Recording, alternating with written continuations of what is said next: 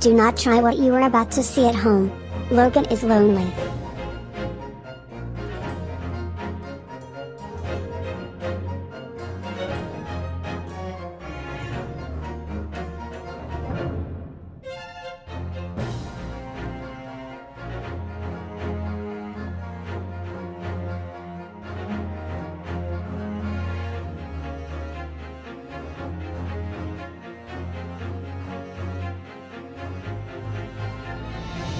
Welcome to LoganRobo's channel, broadcasting live on twitch.tv/LoganRobo and on youtube.com/@LoganRobo. Tonight's game is The Great Ace Attorney Chronicles. Please remember, the Logan you see on your screen has been enlarged to better show his texture. Thank you for tuning in to twitch.tv/LoganRobo and youtube.com/@LoganRobo. Please enjoy the stream.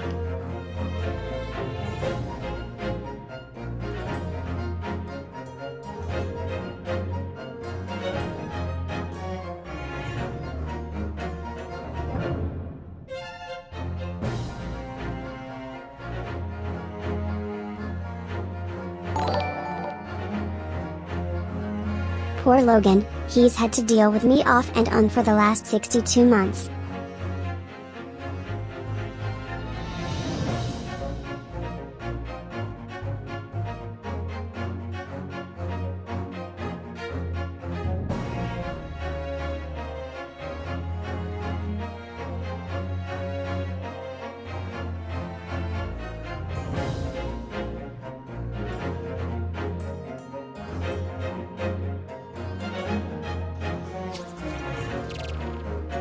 And we are live! How is everybody doing? Welcome. I'm excited for tonight. I do realize on Friday I forgot to send a last minute update on Discord reminding y'all that there was no stream because it was my mom's birthday. It was very nice, but how's y'all's weekend going? I see we have no extemporaneous here early this time on Twitch. I do know that extemporaneous posts on Discord about internet being down there because of like a tree falling down, so I hope extemporaneous is doing all right. I don't know if you're watching the VOD or if you're lurking, but I hope your internet is back. Oak says, hey, Langa! And then Queegity says, howdy. Bumbo says, boo. Ah!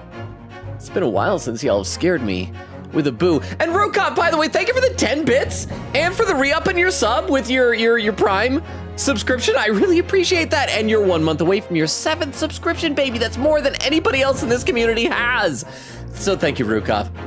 I appreciate you. Magpie says, "Come, Magpie flying in. How we doing, chat?" Let me take a look over to YouTube chat. Valtube was here early saying it's coming. It is. You guys said that this chapter is peak. And you keep talking about McGilded as if he's like this amazing character, but I mean, he's fine so far, but I'm not really seeing it yet, so I'm guessing like something is gonna happen soon. Dermo say, oh, and speaking of which, Dermo then says, now things get good. In the story, or like with me, am I finally gonna get good? Bumbo says, hi, Rukov. Rukov says, hi, Bumbo. Quiggity says, as a reminder, I think we'll find out once we get back into the case, but I think we're halfway through part 2 of the guide of this case. I thought I was halfway through part 1. Or was part 1 before the trial? I don't know, I'm confused, but how is everybody? Oak, Queen Katie, Bumbo, Rukov, Magpie, Valtube, Dermo. Hope y'all's weekend is going well. Hope you're having a nice one. Oh, and then Vex came in and said hello, everybody. Hope you're having an alrighty Sunday. Vex, how are you doing as well? I gotta add you to the list. And anybody else who shows up, Stay lonely, my friend. Thank you for being here. I'm assuming that means you're off to bed. Good night, Rukov. Thank you for being here. Sleep well. Have a good rest of your night. Thank you again for the bits, these 10 bits, previous 10 bits, the re-up and the sub bits. I'm gonna have a sip of water. Then we'll try and recap where we're at. I gotta try and remember where we're at, and then we'll get back into the game. Like, last couple of streams of this trial have been very much a blur. I think a lot of it's because we've been learning all sorts of new mechanics with the jury and stuff like that. But hang on, let me have a sip of water. That was more than a sip. All right, so let's get into this. Where we left off last time was all about how the jury, which apparently uses fire to cast their votes. We have these scales in the background. You can see the one on the side that's black, the one that's white. I think black is for guilty, white is for not guilty. And they throw fireballs. They don't even throw them, they just hit a desk and the fire knows where to go. They knows their intention, because it doesn't look like they have buttons. And so all the jurors went on to guilty. But we had some extra thing. It was like the something examination, I don't know, where we had one last opportunity to argue with the jurors, and we convinced 4 of the 6 to go back to not guilty. And so that's where we're at right now. And then Van Zeeks shattered his glass, which I guess is an important thing, and he took off his cloak to show he has epaulets. I think it's like a weighted cloak. It's like Piccolo. It's heavy, and so he's like been training with it, and now he's showing us his real strength. So we're doing a new cross-examination of all the witnesses, and we're just beginning the actual cross-examination. We're gonna have to press everything and then figure out where we're presenting evidence. Let's first recap what their testimony was, because I don't remember it. So we have Beppo, Fairplay, and First, who are here. So oh, hang on, I just saw a purple thing appear. I didn't hear it pring, but did a hype train just begin? A hype train apparently has begun on Twitch. Okay, I think it's a delayed reaction maybe from Rukov's sub earlier, but there's a hype train. Yay! Thank you, Rukov, from off in bed in Slumberland. But yeah, I guess if you want emotes, toss a dime or a sub around. And yeah, okay, so let's take a look at this cross-examination. And thank you again, Rukov, for that hype train. And then we'll press every statement and figure out where we're gonna present evidence. There was blood on both hands of the assailant. I sincerely and distinctly remember that. However, I suppose you might say that I didn't see the exact moment the stabbing transpired, if that matters. I remember seeing the knife, and I remember seeing both of the attackers' hands with blood on them. I didn't actually see anything myself, no, not until I heard that scream. Anyway, the fact remains there can't have been anyone else inside that carriage, or we all would have seen. Okay, so let's press every statement and figure out where we're gonna present evidence. Okay, so first one. There was blood on both hands of the assailant. I sincerely and distinctly remember that. Press! Hold it! Hold it! Again, I do like that like we all have different ways of slamming the table. Ryunosuke is much more polite and reserved, so he doesn't like wind up to slam. He's just like, No! The evidence tells us otherwise. We have the gloves the defendant was wearing on the night in question in the court record. I'm well aware of that, sir, but nevertheless, I know what I saw and I stand by it. The man had blood on both his hands. Vero! Good morning. Vero, thank you for the 10 minutes, and you're in time to donate those toward the hype train. So thank you very much, Vero! I spent some time responding to stuff over the Transformers channel. Oh, Vero, I gotta tell you something real quick. Nobody else is gonna care about this, but I care about it. It's exciting to me. So I found out the other day that this weekend there was a like a toy collector's show thing. Agapol!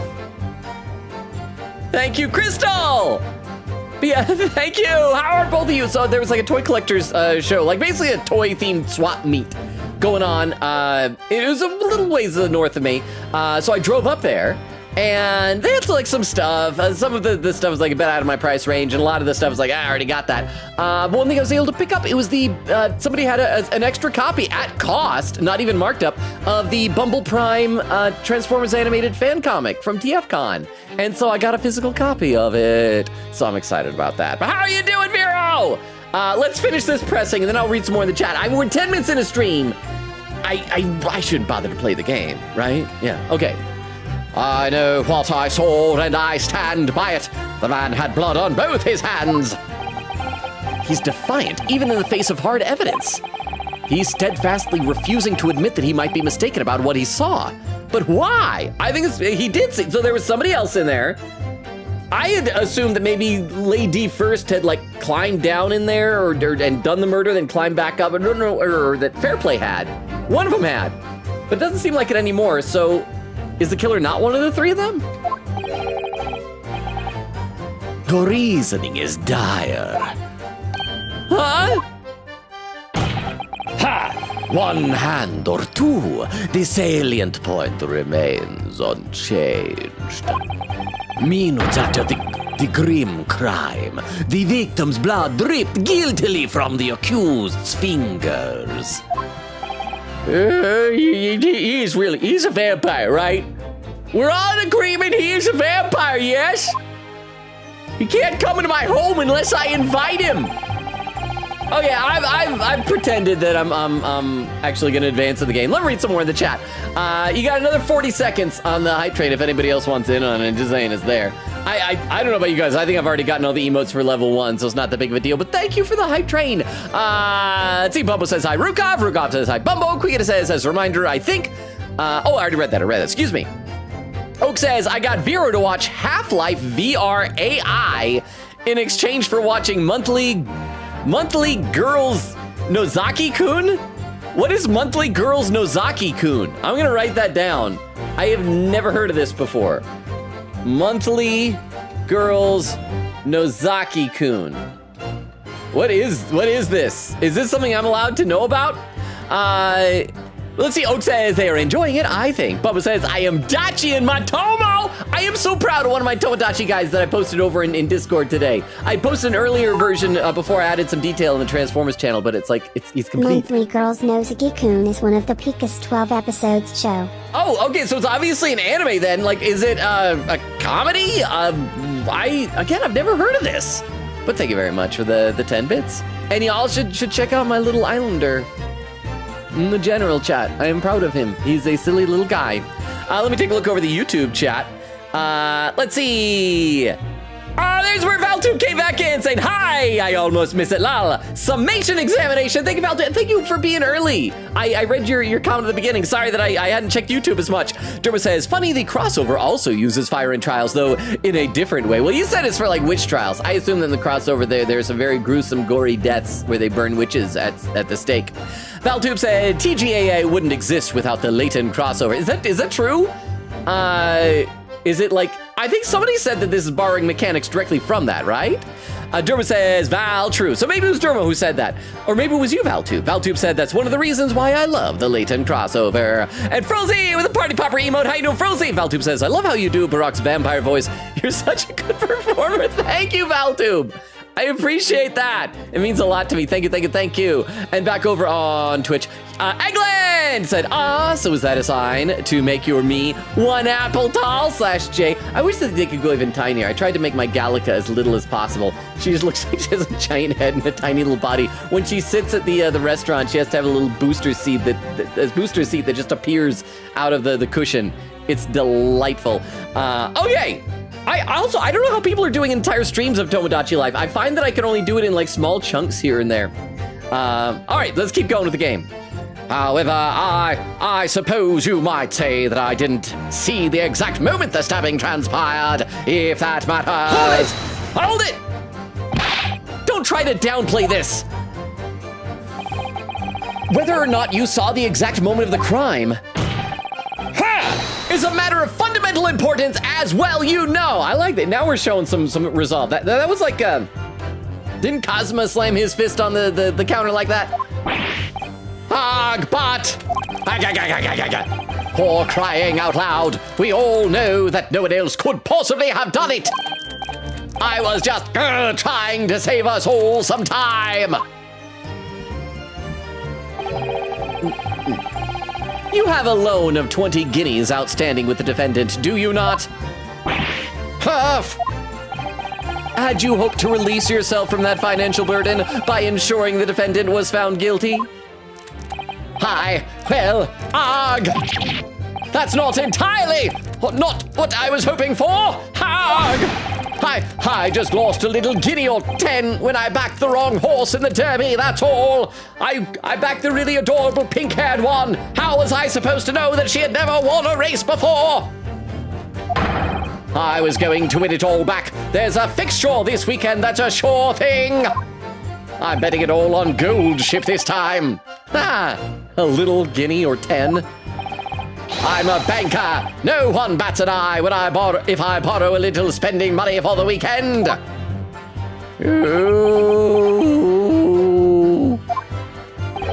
I think you may have revealed rather more about your character than you bargained for, sir. These witnesses' scruples are not on trial here. Side note, I love the word scruples. We don't use it enough. It's one of those perfectly clean words that sounds a little dirty. Like scruples sounds like a very sensitive body part that you would kick somebody in. But no, It's your morals and things. Proceed to the next witness. Is that really how it's supposed to work? I remember seeing the knives, and I remember seeing both of the attackers' hands with blood on them. Hold it! You definitely saw that too? Blood on both hands? Yes, sir. I mean, I know what you're going to say. Only one of Mr. McGilded's gloves has any signs of blood on it. That's right. The thing is, as far as I remember, sir, when I looked down and saw McGilded sitting beside the other fellow, I don't believe he was wearing any gloves, sir. He wasn't wearing these gloves? That's correct, sir. And I saw the blood on his bare hands quite clearly. It's true that the dark-colored stain on the dark leather gloves wouldn't have been easy to see. I should point out that the police officer who apprehended the accused on the night in question reported that there was no trace of blood on Mr. McGilded's gloved hands. What? This is new information. Why is he only now bringing it up? There wasn't blood on his hands?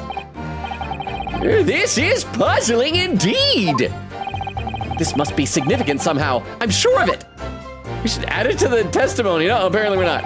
We're not. It's fine. It's totally fine. I'm gonna read a couple more comments in the chat. Oak says, also, Vera went to bed like 6 hours ago, so hopefully they'll be here for the stream. I'm glad that Vera was here. Vera, when you're not here, we miss you. Oak says 100 streams and 4 to 50 channel points. You deserve more points than that for 100 stream streak. Thank you, Oak. It's amazing. Oak said, I don't know how long I can stay this stream, but I will stay as long as possible. Hopefully, like, a while. We always love having you here. Quick with a smile. Bubba says, who could have seen that coming? Oak says, I am sorry, I've been busy lately. It's okay. Like, real life takes priority. It's important. You all have things that are much more important than some schlub online playing video games. Bubba said, it okay. Quick said, part 1 was the first testimony, and the jury. Part 2 is the returning testimony with the witnesses. Okay, so we're in part 2. Vex says, I am not doing great, but I'm doing my best. Finals are rough. You know what? That is a good attitude to have. Because, like, sometimes life will have awful times where you're not doing your best. Where you're not doing well, but you gotta do your best in those times. So I mean, that's an admirable attitude, Vex, and I hope things improve. Eglin said, I'm low-key stalling on my final. I may look at how many questions my math final is so I know how screwed I'm gonna be. What are you doing in math? Eglin! What are you doing in math right now? Let me take a look over to YouTube chat. Dermo with a message retracted, and Valtube says, since I missed cases 1 and 2, I can't wait to hear your Shom's voice in case 4. It's just a British dude with lots of gusto behind it. So I hope he'll be back then? Wait. Case 4, oh, so no Shomes in this case?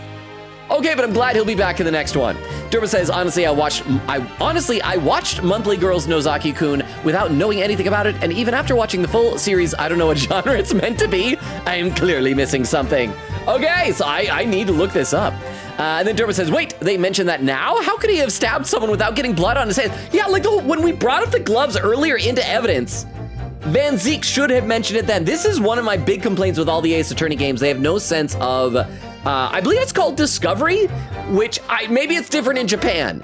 But my understanding is that in the United States, if the prosecution has evidence, they're legally required to share it with the defense, like before going to trial.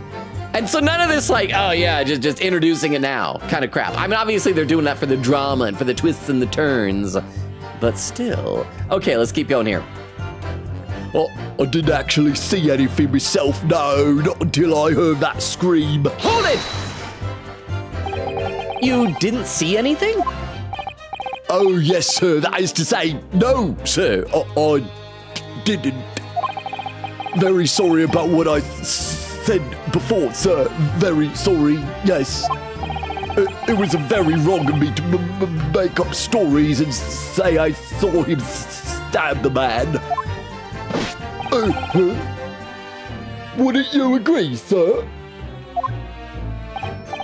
I know what you're insinuating, but I certainly wasn't making up stories. Still, to say you saw nothing isn't right either, is it? No, sir, I saw nothing at all. Mr. Beppo, you were driving your horses! At the very least, you should have seen them pooping on the street in front of you! You must have enjoyed a good view of London streets, no?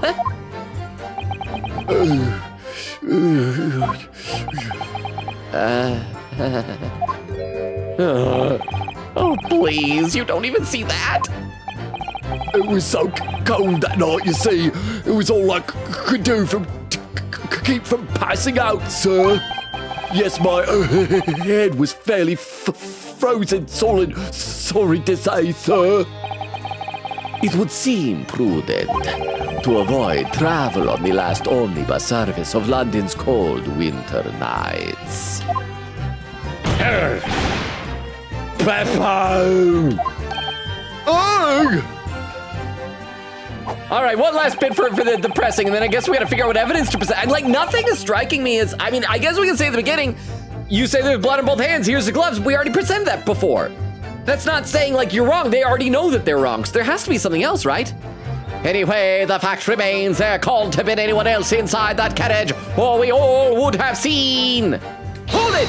Hold it! Why did you hold it? I did an Edgeworth. Hold it! And everything you saw of the incident was through the skylight on the roof of the omnibus? I mean, they shouldn't have seen anyone directly below them on the other seat. They're like two seats facing each other. So maybe we gotta present the carriage and show like, look, there are seats on the other side. That's right. It was fiercely cold that night, but the glass wasn't frosted over. Oh, yes, I remember I was shivering. It was so bitter. Which rather begs the question of why the pair of you were sitting on the roof deck in the first place. Well, I don't know about this young fellow, but I couldn't enter the cabin.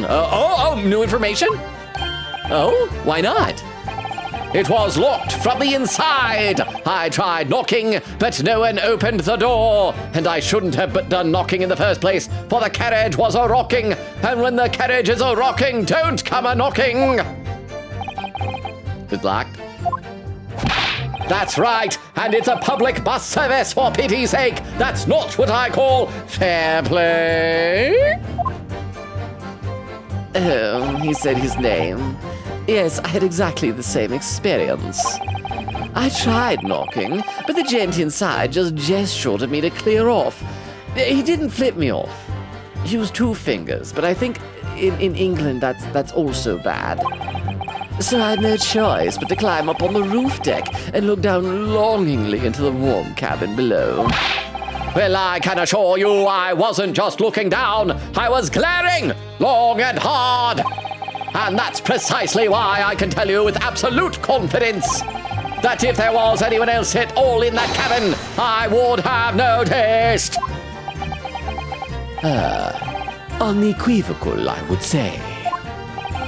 I'm not sure about these two witnesses. Could they really have seen everything inside the cabin through the skylight?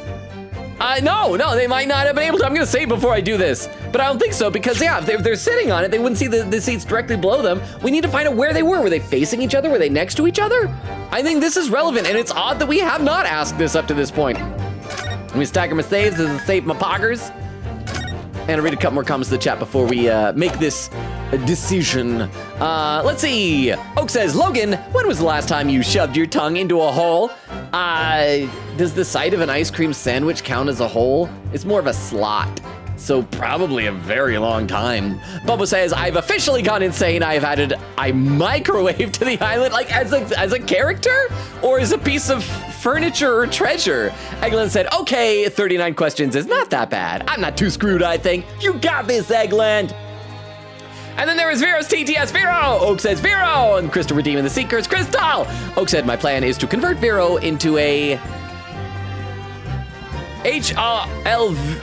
Oh, it's probably an abbreviation for Half-Life VR AI fan, so we can tag team and convince Logan to watch it too. Vera says, oh, that's a good reminder for me to read my copy. It's still in the box I got. Vera says, oh, funny enough, while watching that, I felt like Logan would be so funny in these kinds of videos. What I've heard it mentioned before, probably by Oak, but I actually don't know what those Half-Life VR AI videos are.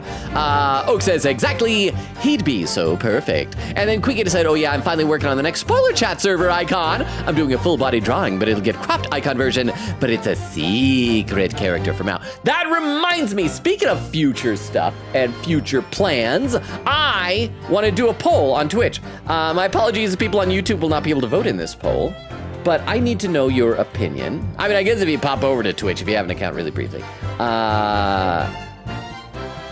And I think I asked this on Discord in the Games Suggestion channel. But I'm curious, because I have like a little tiny bit of money. And I want to know what game you guys would rather see. So the question is simple. Resident Evil Requiem or Pragmata? We are going to do, let's do a full 10-minute vote. Like, go ahead and cast your votes. No extra voting. I just want to know what you guys think. Resident Evil Requiem or Pragmata? I want to know your y'all's thoughts on this. Let me take a look over the YouTube chat. Let's see. Valtube says, love how F-word the Ace Attorney legal system is. Even if the dark age of the law is supposed to be an Apollo Justice exclusive thing, it's present in all of the games, even TGAA 100 years ago. Like 100 years ago, you can excuse it as being like 100 years ago. It's like old fashioned that they things weren't good back then. But yeah, I mean, like right from the get-go, when we started in the first game, I'm like, this is a horrible nightmare dystopia legal system. It's terrible. Durwa says, Valtube, in fairness, 100 years ago is exactly when I'd expect it to be unfair, and Valtube says true, and Durwa says, shoving your tongue into a slot doesn't sound much better, actually. I think it's much worse. Is it? Is it worse? Probably. Okay. So, but yeah, like I said, the poll is still up, and that'll be up for 10 minutes. No extra votes. Go ahead and cast your votes when you get a chance. And if I could ask Vero or Crystal or just some responsible individuals in the Twitch chat to keep an eye on it in case I miss when the poll ends, to let me know which one and by how much. Okay, so we already saved. So we're saying, could they really have seen everything inside the cabin through the skylight? And I'll say they might not have been able to. Allow me to confirm one thing, Mr. Fairplay. Are we finally gonna ask which seats they were on up there? Please, please. You were riding this omnibus and witnessed the events in the cabin through the skylight in the floor of the upper deck, is that right? That's right, yes. In that case, please don't be stupid. Ask which seat he was in. There is a portion of the cabin interior that would have been out of sight from you, depending on what seat he's in. What? By golly, really? Obviously, at this stage, we can't say for sure. But the possibility cannot be denied. At the time of the incident, there could have been another passenger in the enclosed cabin of the omnibus. Objection! Enough hypothetical meandering, my Japanese friend. The prosecution demands that you substantiate your claims. After all, the scene of the crime is here, in the flesh. Very well, I will uphold the prosecution's demand. Also, did one of the seats have like a giant drawer in it that I said I assumed was for luggage? That might have been a hidey hole, a little hidey cubby space for someone to kind of tuck away in. If the killer was very tiny, he could fit in there. You will identify the area on this cross-section plan of the omnibus. Where exactly in the omnibus are you suggesting this potential extra passenger could have been situated? I'm gonna save in case like I click it wrong, or if I'm dumb, I'm even gonna stagger my saves on this, because I'm a shameless save scummer who scums my saves. Are we gonna say right here? And present! Because yeah, if they were here, they were looking down that way. But we still don't know if someone was up here looking down backwards. Take that! I'm gonna assume they're on the back row. Both rows of seats on the roof face in the direction of travel. Whereas the seats in the enclosed cabin face each other. Which means the visible part of the cabin which passengers on the roof deck can see through the skylight is as I've drawn here. Don't draw on evidence! What is wrong with just point? Ah! You messed up my evidence. That's right, my lord. As you can see, the seat opposite the one on which the victim and his attacker were sitting is obscured from view. In other words, if someone had been sitting on that seat, it's quite possible that these witnesses would have been completely unaware of it. Hug! Hubbub, hubbub, hubbub. Is that how line of sight works? I've never looked at things. It's quite possible some phantom was sitting there. What is this we're talking about? Reasonable doubt? What place is there for such a thing in the court of law? Oh wait, no, it's his other arm. It's his back arm. You Japanese have a forbidding habit of obscuring the truth with ambiguity. Huh? Why are you so racist, bro? He is racist. I concur with the prosecution's rejoinder. I'm racist too. In a British court of law, evidence is paramount. I cannot entertain this conjecture, counsel.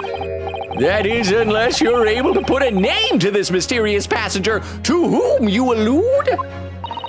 Can you, Mr. Naruhodo? I think no, I cannot. Also, like, can somebody tell me if anybody knows, is this taking place before we had like fingerprint technology for like dusting for prints and comparing prints? I feel like that would be useful if we were saying, yeah, someone with the bare hands covered in blood, look for fingerprints, right? Can you, Mr. Naruhodo? I honestly don't know. Who could it have been? Who could have been in the other seat, which was out of sight from the witness on the roof deck? I have an inkling. I have no idea. I mean, can we look at our court record? Are there any other people I'm forgetting? We can say Susato. I want to say Susato. Yeah, that's everybody. Hang on, I'm gonna save. Did I save? I think I saved. I saved. I'm gonna say it's Susato. I'm gonna throw her under the bus. I'm under the omnibus. We're betraying our friend, chat. I have an inkling and an octoling. I play Splatoon. I understand, my lord. The defense would like to put forward a name. Glug, glug, glug, glug, glug. You are a fool. Adiba? It's implied to not have been there officially if I can recall, but Logan, you forget this gotta be hard to find because this is public transit. Imagine trying to get fingerprints in a bus or the subway. Okay, that is fair. That is very fair. However, I feel like that, because this was like the last bus ride of the night, and then the murder happened, and this carriage was brought into the police station as evidence, right?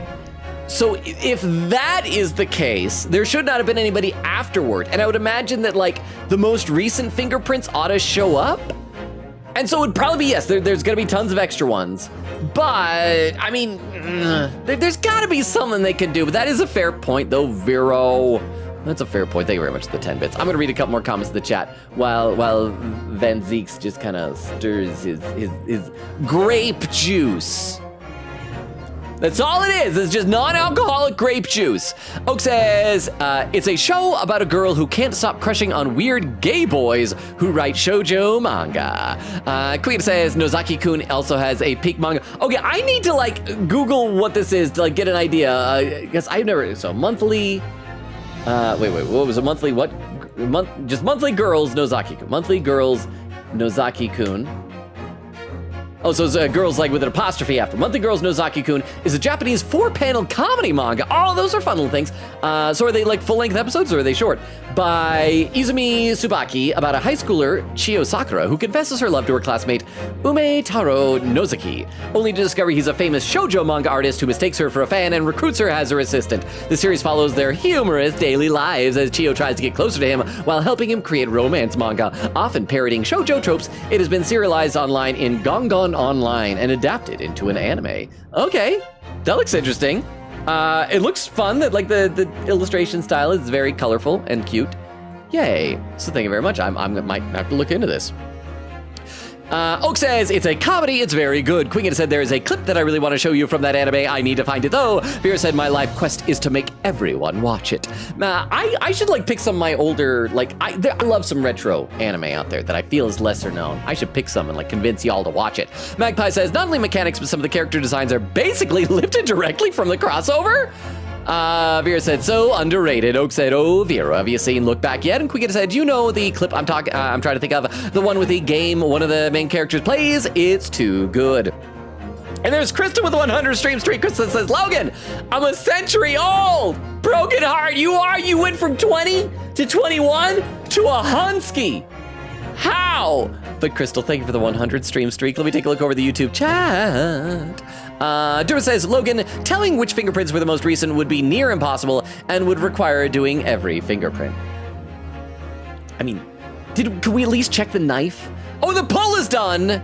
And Pragmata has won with 71% of the vote. Resident Evil 9 has 29% of the vote. So, I mean, they're still like both got voted for. I actually don't really know what genre Pragmata is. I remember seeing like the trailer at one of those big game events where they just show trailers and things. I don't even know, but I hear it's good, and I hear that it's very wholesome father simulator, and I want to be a dad. I want to be a dad. Okay, let's keep going with the game here. That response was a desperate attempt by a man who has no notion of his own limitations. A toast to hard lessons not yet learned. Hey! Let us not delay counsel. The defense is still to name the passenger on the other seat. This could be it. This could be the chance I've been waiting for to turn the trial in my favor. On that night, on the night of the murder, the person occupying the seat of the omnibus cabin was obscured from view was Susato. I hope it'll give me unique dialogue for saying here, Susato. Take that! Take that! Yes! Concealed in the blind spot of the cabin that night was none other than this unexpected passenger! Whatever so-called logic you use to arrive at that conclusion, it matters not. Because your answer has made one thing abundantly clear. The real blind spot is inside your head, and it would appear to be unusually large. He just said I'm large. You could have just said that's not right. Mr. Naruhodo, you tried to get me convicted of murder. Our task here is to defend Mr. McGilded. And we are working on the assumption that he is innocent of this crime. Yes, of course. Why?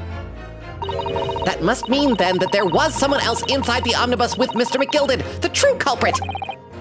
That's right, exactly what I've been. Oh! Of course. It was suicide. He stabbed himself.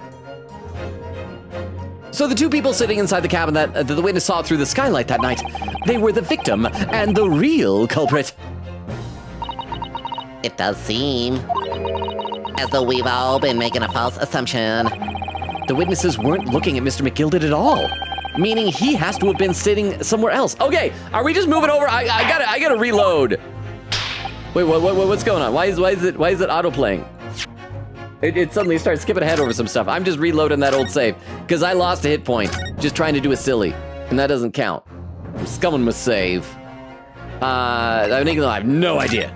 No idea. Oh, I have literally no idea. But as a proud citizen of the Japanese Empire, you will look to the sky and walk on, making sure all signs of tears are gone. Yosh, go on. This isn't just a case of going on, Miss Usato.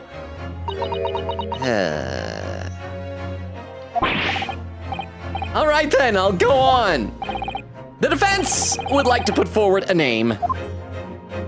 Wait, I am putting forward a name anyway? Am I gonna lose hit points no matter what? You are a fool.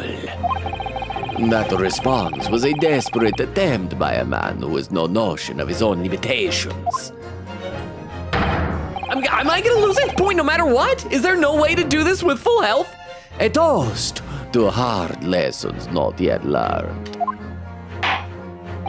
Let us not delay counsel. The defense is still to name the passenger in the other seat. This could be it. This could be the chance. So we're gonna say it was McGilded. That he was the one opposite. That's why we had the interaction with her. So we're not naming another person. We're saying that McGilded was the one out of sight. Okay. So we are naming somebody. On that night, the night of the murder, the person occupying the seat in the omnibus cabin that was obscured from view was Magnus McGilded. Present. Take that. That was the game was spoon feeding it to me before. The passenger in the enclosed cabin that the witnesses on the roof deck failed to see has to have been Mr. Magnus McGilded. McGilded. Please, I have to say the full name, otherwise it's a slur. Mr. McGilded? What are you talking about, counsel? That's the name of the defendant. That is his name. The judge knows names. Ha! Second class shatter. He shatters one in his head. He throws another. Does he shatter it a different way every time? If I desecrate this chamber by smashing my hollowed chalice, do forgive the discourtesy. Lord Van Zeeks! There's now glass on the floor. Everyone, I hope no one's barefoot. That could cut up your toesies. People talk of those tiny island nations in the Far East as having a learning and culture of their own. But I see they use the terms ill-advisedly. What you trying to say? Let me explain in terms that even a student of an artless backwater such as yourself might understand. When the bloody scene unfolded, the victim and his assailant were sitting side by side. Multiple witnesses have attested to that fact. It's the very premise on which the case is built. Objection! But that premise may be wrong. Okay, so we're probably gonna use in our court record when we had the photograph of, right here, it says his face is partly obscured from view by an old cricket hat. We're gonna say that McGilded has the same thing, that his face was obscured. Oh, and a new poll has appeared on Twitch. A paid poll. Favorite beef longiverse character besides beef? Pork Shorta, beef's wife. Veal Shortonga, son. Chicken Giganta, mom. Cheddar, Veal's husband. Amanda Ann, daughter. I'm gonna say Cheddar because I just always gotta vote for Cheddar. Cheddar is delicious. I'm gonna read a few comments in the chat now. We're gonna pause for the moment. Vera said, yes, laughing. It's like early in the show, maybe episode 3 or so. Just checked, it's episode 4. TGAA predicted Uma Musume real. Crystal says, hey, all she needs is a little practice and encouragement. She can win races. Can she? I think it'd be great if it was a character who in the game coding is like physically impossible for her to win races. Oak said 69 in the wild. Vera said Veroing indeed. Oak says say that again. Crystal says 450 points for a 100 stream streak is worth it. I think you should get like 4,500 points. Crystal said my finals are in 2 weeks. Also finished our group's thesis proposal. Vera said good luck, Crystal. Crystal says still got to do a thesis defense though. Vera says schools are mostly online here. Crystal with a little dancing dragon emote, and Oak says it's a comedy but kind of romance, but not really. Vera says it's crack for sure. I feel like they're making fun of the romance genre, and Oak says, yeah. Over on YouTube, I am still caught up on YouTube. So let me have a sip of water, and we'll get back into the game. All right, where are we at? Oh yeah, I was just looking at this, so let's keep going here. But that premise may be wrong. What? If the victim really was sitting beside Mr. McGilded, it creates an inconsistency that can't be reconciled in any way. What inconsistency, counsel? Oh, the poll is done, and Veal and Cheddar have tied for first place, each with 33% of the vote. Second place was a tie between Pork and Amanda with 17%, and nobody voted Chicken Giganta. Thank you for the poll. The defendant's gloves, my lord. Both witnesses made the same testimony. They claimed there was blood on both hands of the person sitting next to the victim. Objection! Yet we know the truth to be otherwise. Only one glove bears the gory remains. Objection! Yeah, so how do we reconcile that with the testimony? The point is, exclamation point, incomplete sentence. Perchance, even in the face of this irrefutable evidence, both witnesses have maintained their stance. Yes, their testimony remains unchanged. Exactly. They both adamantly swear that they clearly remember seeing blood on both hands of the assailant. In short, another incomplete sentence. Their memory of events is correct, and their testimonies reveals the truth. It was somebody else sitting beside the victim that night, a third party we have yet to identify. And the victim's blood was on that passenger's hands, both of them. Objection! And who was this third party? Just do it like that. That's all you need to. Don't need to slam so hard, bro. Obviously, the true culprit! Extraordinary! What, the defense think someone else did it? What? Could not see this incredibly obvious turn coming. Yeah, this is the least surprising thing he's ever said. Order! Order! Order! What exactly are you postulating? Objection! The defense's postulation is just that. Nothing more than conjecture. The witnesses have clearly stated that they saw the accused. Objection! But when elaborating on his testimony, Mr. Fairplay said the two of them were wearing hats, and I couldn't exactly make out their faces. Yes.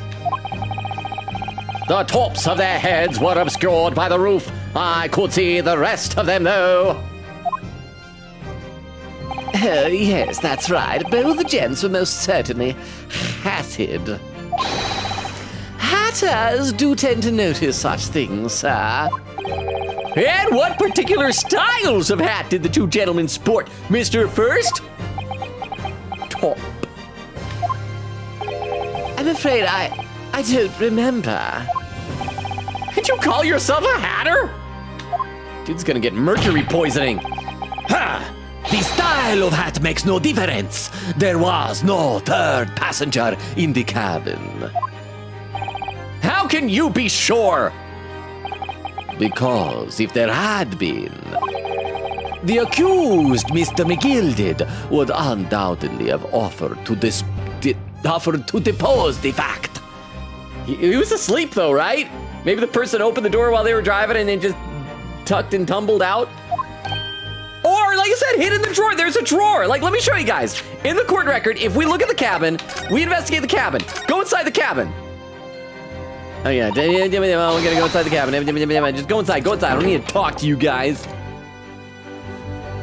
Right here, there's a drawer. It's a non-clickable drawer. I should click this drawer. There's probably still a person inside this drawer. We even went to the point and said, like, oh, this cushion isn't as soft as it looks. It's just such a thin cushion. It's like, yeah, because it's a trunk underneath, basically. There's still somebody in there. Right now. Right now, just go in there and just give a little knock. Do a little da-da-da-da-da and see if they do it. Ba-ba, right back. It's irresistible. Shave and a haircut. 2 bits. Unless, that is, you are proposing an even more preposterous explanation. That the accused failed even to notice the presence of the true culprit in the very cabin in which he traveled. Ah! Hubbub. He was asleep. Dude, why are we acting like this is hard? Am I the only one in the gallery paying attention? He's right. If there was another person traveling in the enclosed cabin of the omnibus, it's inconceivable that Mr. McGilded would have been unaware of it. The only problem is the drawer is under McGilded's legs. So I guess if the person was like hiding in there, would have had to like lift up his leg. Oh, maybe it's like really short. Maybe his legs don't like folded. They just like stick out like that because, you know. Order! There is clearly a simple solution to this problem. Bring the accused, Mr. McGilded, to the stand. Well, what say you, counsel? I mean, it's normally a bad idea to have the defendant testify, but I see no downside to this. Let me read a few more comments in the chat. Vera says, I feel so endeared towards Logan's Beppo voice. Poor guy. Ah, he only wanted 1 shilling extra. Extra life is tough for an old man who's still working so late at night. Then Vera does a quote. Oak does puppy command. Vera's laughing. Oak says, we added Clementine too. Vera says, oh my gosh, you're right. I just realized. Oak said, and we removed the accidentally because the Clementine was intentional. Vera says, self-defense, nod, nod. Oak says, Logan is lying. Quieta said, by the way, in my Tomodachi Life Island, I finally unlocked a throne furnishing, provided to say my knees are so smug sitting on it. Ooh, nice. I need to find out when things unlock in Tomodachi Life, like pets. When do they happen? I can apparently make them at the painting customization area, but I feel like I need to wait until the game tells me what pets are. Quieta says, oh, a poll. Oak says Half-Life VR AI is a YouTube improv series where they play Half-Life VR and basically LARP as NPCs. Vera says, oh, Pragmata versus Resident Evil 9. Crystal says, so Logan, can I please ask for my salary? Ooh, aka Pepper Pix. Oh, I keep forgetting. I need to do that. Thank you for the reminder, Crystal. Crystal says, Pragmata. Let me take a look over the YouTube chat. Frozy says, he said postulate. I know, postulation is not legal. I mean, unless you're in Las Vegas, then you could be a postulate. You're sitting on the corner, just postulating away. But normal people can't do that. Derma says, remember Logan, the less energy accent sounded 100% better. Oh, I keep wanting to get the, I don't know, I get caught up in the energy of things. So yes, I need to remember Van Zeek's has no energy. Or are you saying that for McGilded when he takes a stand? Because Van Zeek's, I'm also finding myself get more and more involved in the things he is saying. I need to apparently dial back both their energies. Let me have a sip of water. I don't know why I'm so thirsty now. Let me sip of water, get back in the game. There we go. Well, what say you, counsel? The prosecution objects, my lord. On what grounds? The grounds beneath my feet. I am standing on the floor. It is a joke. As a suspect, he will have already made a full statement to the police. But what if there's some reason why he's unable to speak freely? What if we have additional follow-up questions? Magnus McGilded is no uneducated ruffian. Huh? Ruffian? He watches Fuwawa and Fuamoko? If it indeed turns out that the man has been withholding information, you can be sure it will have been a most deliberate act. Oh, counsel for the defense, what is your opinion? My lord! Should we ask Mr. McGilded to testify or not? Yes! Yes! I'm gonna save in case I'm dumb. But I'm gonna say yes. Let's ask him to testify. Save.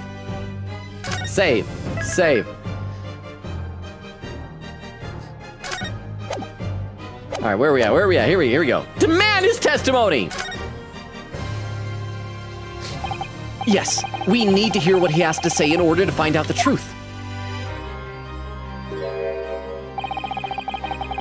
The defense would like to call Mr. McGilded to the stand.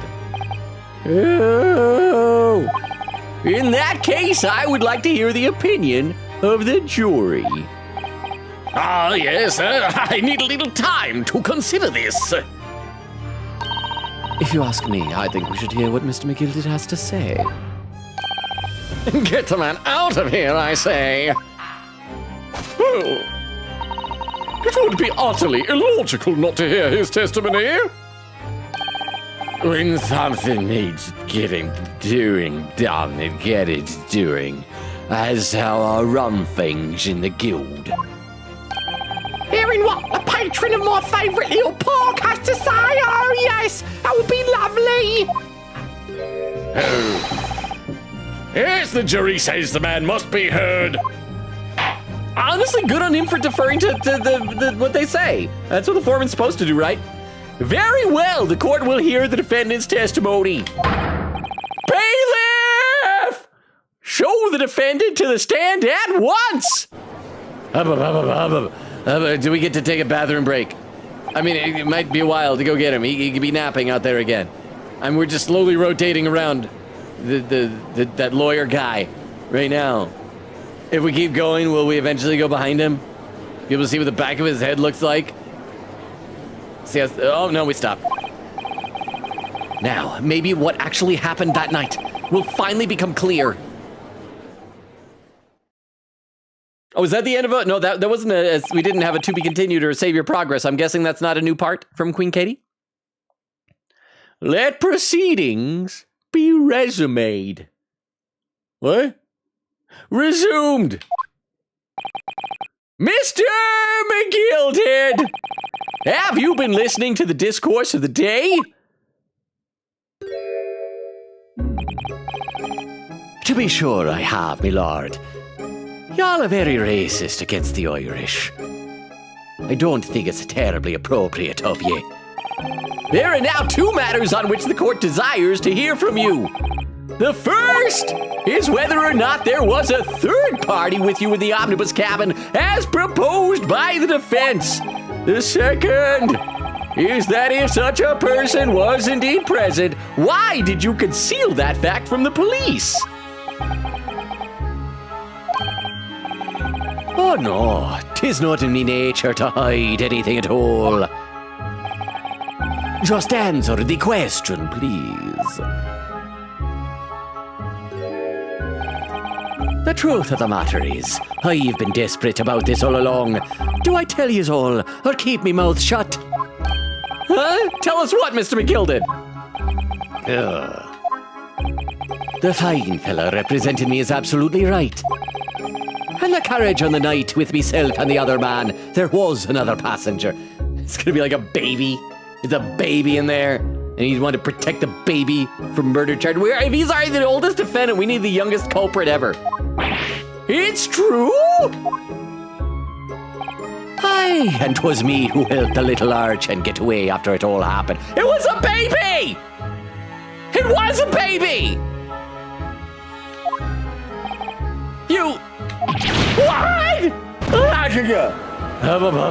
Is he a cat? How many lives does he have? He keeps dying. I need to be careful. I hit the desk really hard. No, Magnus McGilded, that convenient excuse can't save you now. I'm truly sorry, so I am, Lord Van Zeeks. I'm sure you'll be wanting to know why I said nothing when I was taken in by the police. I do be having a very good reason, I assure ye. Which was? Didn't feel like it. Well, the little child was... It's a child. I want to see how little. I hope this child's as little as possible. The newborn baby. Was just in the wrong place at the wrong time, and not in any way involved, you see. The child, the baby, had fit in that drawer. What? If the police had known the wee one was there, they'd have assumed she'd done it. They'd have hauled her into this here courtroom just like myself. I was only trying to spare her that. Young hearts and young minds are easily damaged, me lord.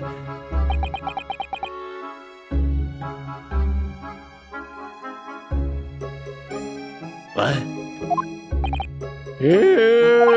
And who was this young child of whom you speak? That... I don't know. You don't know? Aye, well, the wee thing just happened to be in the carriage that night. I never saw her before or since. Objection! Okay. We have absolutely no reason to believe this man. The prosecution calls for the witness's statements to be disregarded by the court. You know, I wouldn't be surprised if the urchin isn't here in this courtroom as we speak, listening to the proceedings.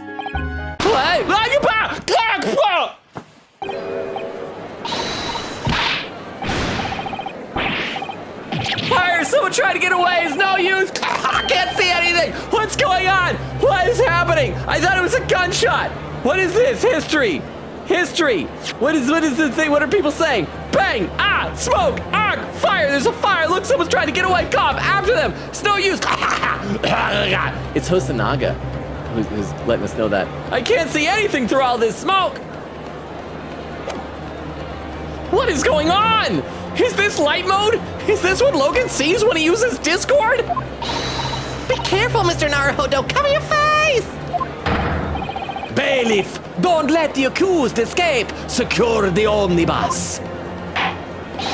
I hereby call an emergency recess. We'll be playing kickball in Foursquare outside.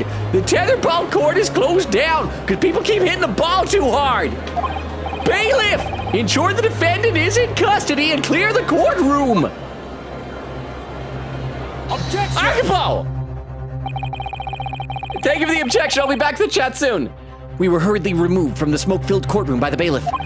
Amid scenes of chaos as people stumbled over one another in their desperation to flee the chamber. We had no idea what was happening. All we knew was that for the time being at least, the trial was suspended. Are we gonna get to go and investigate now? To be continued. Yay. Save my poggers. Save my poggers. Save my poggers. Save my poggers. There we are. Once we get something more interesting to look at in here, I will read some chat. 18th February, 12:52 p.m. The Old Bailey. Defendant's antechamber. Oh, so it's dramatic music. Now I can read some chat.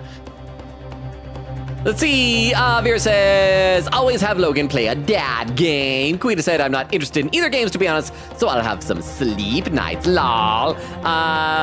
Oh, is it ValTube? It's on Twitch, then it went from YouTube to Twitch just to vote. I'm Val. So you vote, which did you vote for, ValTube? Oak says, and is genuinely hilarious, but also the good story ended up being, genuinely very good. Vera said to Crystal, Logan will get Google docked for not paying his employees. Crystal says, hi Val, welcome in. Vera does quote, Crystal says, I'm gonna leave a 1-star review on Yelp and a timestamp 28 minutes and 52 seconds. So I'm a little over half hour behind, about 35 minutes behind. Crystal says, so far, it's 5-1 with Pragmata winning. ValTube says, not Logan censoring the way Barack refers to Ryu.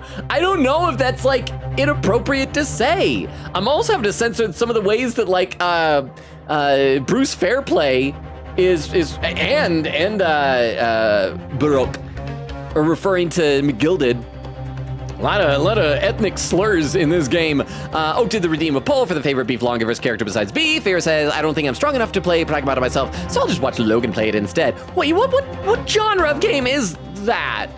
And Vera says, to Oak, salute once this current poll is done. Quita says, I have the guide if needed. And Bubba says, I think maybe just before. And Valtube says, Baroque stole Jotaro's pose in an act of revenge for killing his cousin Dio. I love it. I saw someone post online, you know when people start watching like an anime, they'll say, I'm gonna finally start watching this anime that everyone's been talking about. And they'll quote tweet it and have little updates and comments. One of them was for JoJo's. And then like the next day is like, oh, okay, so this anime is about vampires. I get it. It's like, Quita says, this one is actually tricky lol. I wonder if he'll need a guide for this. I have eventually got it. Logan, all dad games are devastating. This one gotta be too. I am not strong enough. I gotta say, like the most devastating one, like nothing can be worse than The Walking Dead. I even posted the clip to TikTok of that ending, where I was very, as I've said before, very emotionally vulnerable in it. But oh my gosh, so nothing can compare to that. So I think it ought to be fine, but I hear it's really good and it's a new IP. But thank you very much for the 10 bits. Let me take a look over the YouTube chat. And Durba says, McGilded, good job, Logan, to save McGilded. Do we accuse a child? I'm getting AA4 flashbacks. And then ... You sure about that? How about Pragmata? Now I'm worried. Huh. Okay, I'll read one or two more quick comments on Twitch. I'm actually close to catching up, I think. Nope, I'm not. Boba says, but there will be no proof that the newest on the other side... there will be no proof that the newest on the other side weren't from an earlier ride. Oh, the fingerprints. Yeah, that's... Maybe if some of them have blood on them. Quigita said, wait, I never noticed the label on Van Zeek's bottle. Is that scythes? Wait, we're there. Okay, I gotta look the next time we see his bottle. Magpie says, yes, Baroque is nothing if not on theme, lol. And Quita says, I've been into this game for a good long while, and this I noticed today, lol. And Chris said, voting is finished, 5-1. And Magpie says, literally all I know about Pragmata is Robot Daughter. I know there were like rumors early on that it was gonna be like a stealth Mega Man spin-off game, but apparently it's not. It's unrelated. I don't know why people are thinking that. Maybe because she's like a little blue robot. Anyway, let's get back in the game. So we've reached a new part of the chapter.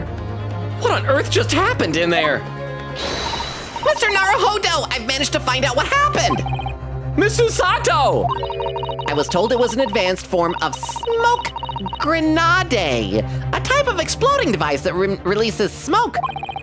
A smoke grenade? It sounds like something, some sort of thing ninjas use. They're just making sure everything is safe now. I think the trial will start again before long. But who would have done something like that? The police managed to catch someone who was trying to flee the courtroom, apparently. Flee the courtroom? Why? Well, it's a young girl of around 50. Oh, crap. I wanted it to be a baby. I wanted it to be a literal baby. Put the baby up on the stand. Spitting up. A young girl of around 15, Oh, wait, hang on. Wait, no, because I was about to say it could be Nicola Pavlova. But it can't because she's already, and she was up to this point the youngest culprit, right? And she was like 15. But it can't be her because she's like arrested now. Yeah, I think probably someone, legal problems if you do a murder. We already had a baby on the stand. I know, but the baby was, and it was like a decoration. I was gonna say an accessory, but that means something else in murder. The baby was not like the actual person tested. The baby was just there, along for the ride. We need to have, you put the baby up there, and we just grill that baby. But thank you very much, Vera, for reminding me of that. So they already have a baby character model in here. They can just do some tweaks and some edits, and then boom, new baby. Because a lot of babies look very similar. But thank you very much for the 10 bits. Thank you. Well, it's a young girl of around 15, I hear. A young girl? Then could it be the other passenger that Mr. McGilded was just talking about? My thoughts exactly. So he wasn't lying. Oh, so what was become of Mr. McGilded, actually? The police shot him. I mean, on the plus side, we don't get a guilty verdict, so I think you're a lawyer? There are so many things I need to ask him about, but he's not here. I think he was summoned to the prosecutor's antechamber to answer questions, along with a young girl. Who is she, I wonder? And what was she even doing here at the trial? She was taking a huge risk, and for what possible benefit to herself? Hang on. So if she ends up being the culprit, that'll be 3 cases in a row where the culprit is A, a girl, and 2 of them where she is B, 15 years old. I hope it's just from now on. That's the thing. Every single one is a 15-year-old girl. And this game is all about female empowerment. That you too, 15-year-old girls at home, you also can be a murderer and get caught and executed for capital offenses. There's another matter that's troubling me. What's that? The 20 pence. Huh? Oh!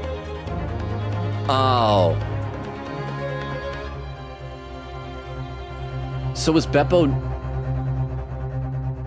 Was he overcharged? Either he wasn't overcharging and he did collect from her, or the reason why he overcharged was to cover her fare so that he wouldn't get in trouble for having an extra person on board. So Beppo's in on this? According to the coachman, Mr. Beppo...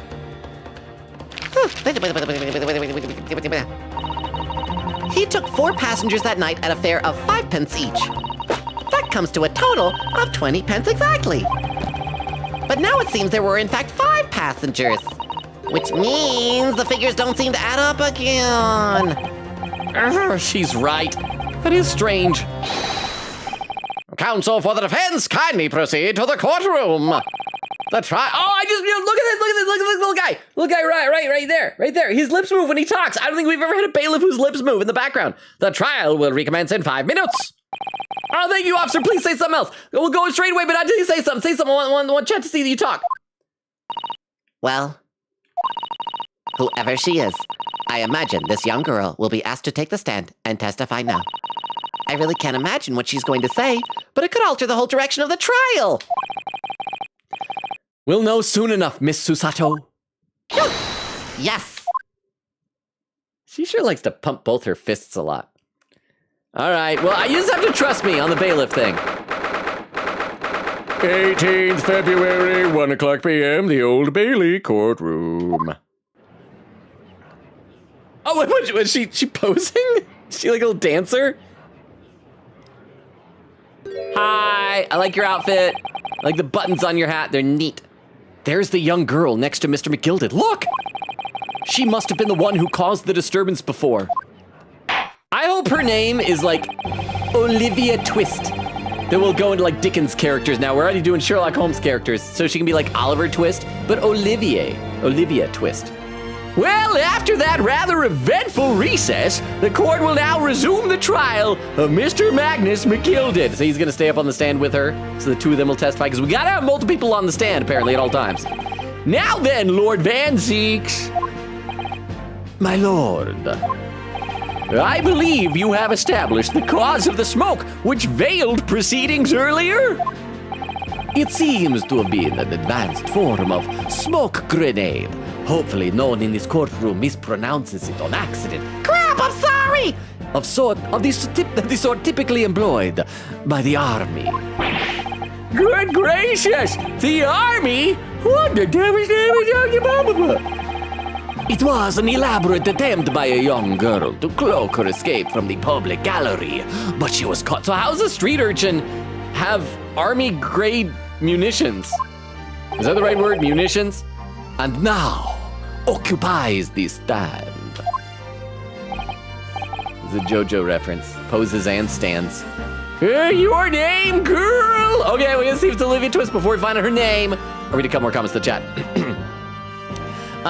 Let's see. Magpie says, literally all I know about Pragmata is Robot Daughter. I know that the guy's name is Hugh and the girl's name is Diana.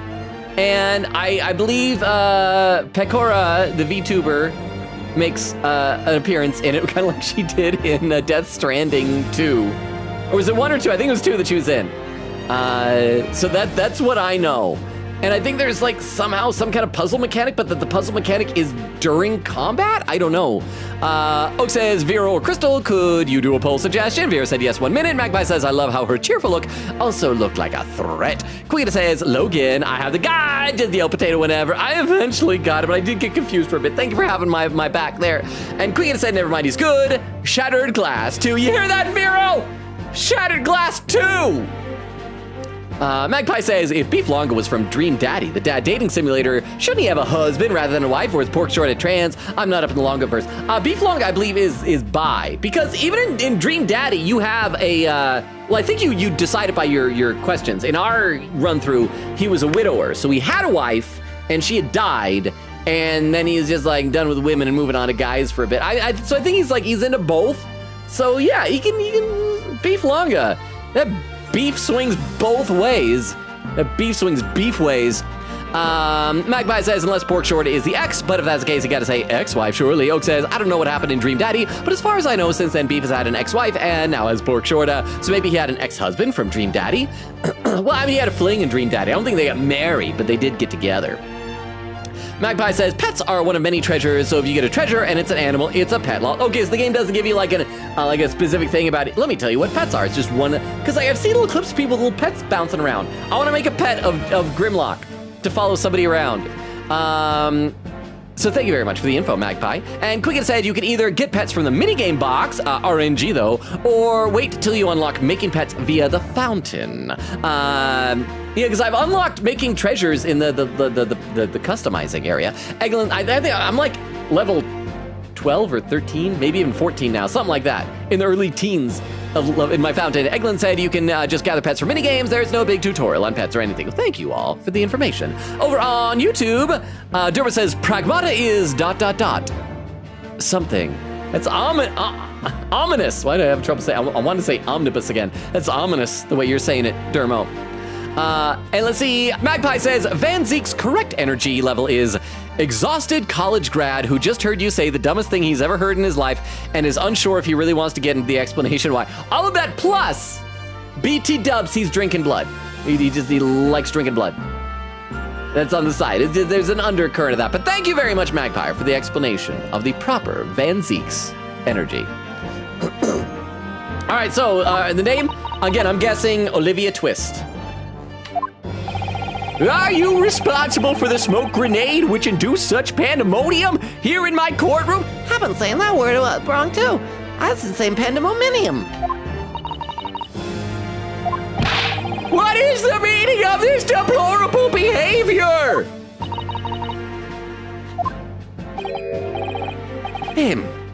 If I may, my lord. Yes, Mr. McGilded. I think perhaps I ought to explain here why it is the wee lass was here in the first place, and why she tried to bolt like that. 'Tis all tied up with the events of that night, so it is. Oh. Yay! Very well, Mr. McGilded. Give your testimony. So we still don't know her name. You will explain to the court exactly how this young woman is involved in the case. Unless it's in the court record, can we spoil ourselves on her name? Nope. The game is being smart. Just what did happen that night? It's not like a defense lawyer needs that information or anything. Witness testimony, the young girl. On the night in question, I took the back seat in the omnibus and promptly nodded off. Then begorra, a loud thud and a wee scream woke me up with a fair start. Dermo, I asked you specifically if Irishmen, real Irishmen, say Faith Begorra. He didn't say Faith Begorra, but he said Begorra. Dermo, you said no one says that. Then begorra, a loud thud and a wee scream woke me up with a fair start. There was a fella collapsed to the floor at me feet, so I sat up on the seat across from him. Then I turned to find out where that scream had come from, and bless me soul, what did I find? There was a child in there, all curled up in a ball, hiding her wee self away. Wait, where was she hiding? I missed that. In the where did he say she was hiding? Found where the scream had come from. Oh, so he just says where it came from. So, okay. All right, so, hiding her wee self. Yeah, she's going to be in the drawer then. He didn't specify, but I guess if we press it, we'll find out that she was in the drawer. So she might not be the murderer. Maybe she's just hanging out there. I remain somewhat baffled, I confess, but from what I gather on the night in question, this young girl was indeed riding in the omnibus. Is that correct? 'Tis exactly as the defense counsel has said. This lass was a fifth passenger. Oh, because the two on the roof. Sorry, I thought he was saying there were 5 in the cabin for a second. Was a 5th passenger, me lord. Hub, I can count to 5. Very well. The defense may now cross-examine the witness. Are you ready, counsel? Yes, my lord! Or rather, no, my lord. But my yes was a no. I have no idea where to start, so I'll look at the camera.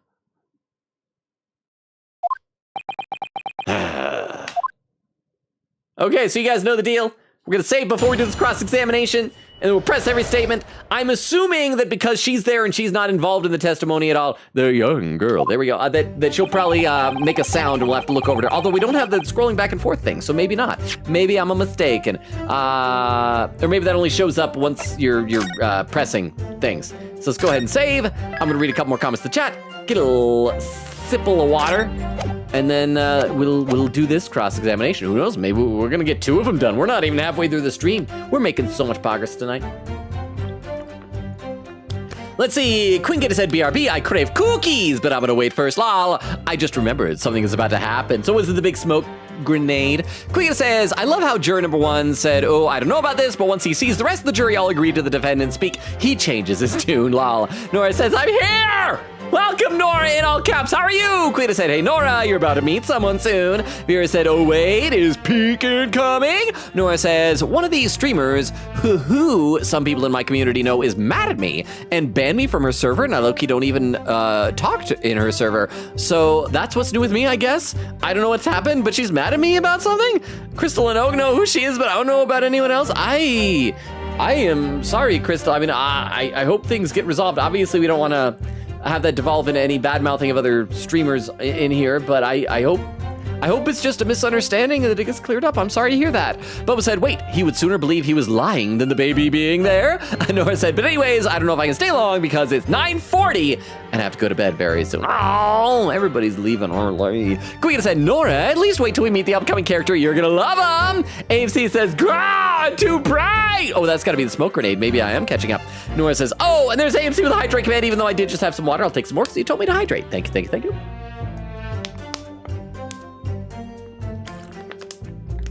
Over on YouTube, Dermo says, it's very ...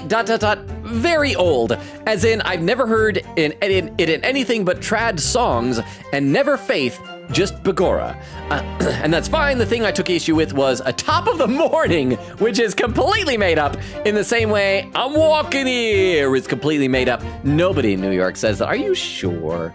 What if I go to New York and I say I'm walking here? I mean, I won't be a New Yorker, but I will be in New York saying that. Then someone will be in New York saying that. Just saying. All right, let's go ahead and get back to the game. Did we save? I can't remember if we saved or not. Let's save, then we'll press all the statements, then figure out where we're going to be presenting evidence. Okay.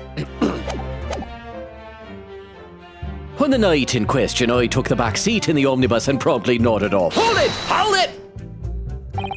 And when you first got onto the omnibus, were there any other passengers already on board? There were not. The cabin was empty, and there was no one on the roof deck either. You were the first passenger, as it were. I see. Aye, and that's why I took the back seat as I did. 'Tis the most comfortable, so it is. Could you explain exactly what you mean by the back seat? By all means, 'tis how you already described it earlier. I'm talking about the seat opposite the one in which the poor gentleman who was stabbed was sitting. Like I said, 'tis the most comfortable and where I feel most at ease. Except like when we examined it, it wasn't comfortable. And of course, I enjoy gazing through the skylight from time to time as well.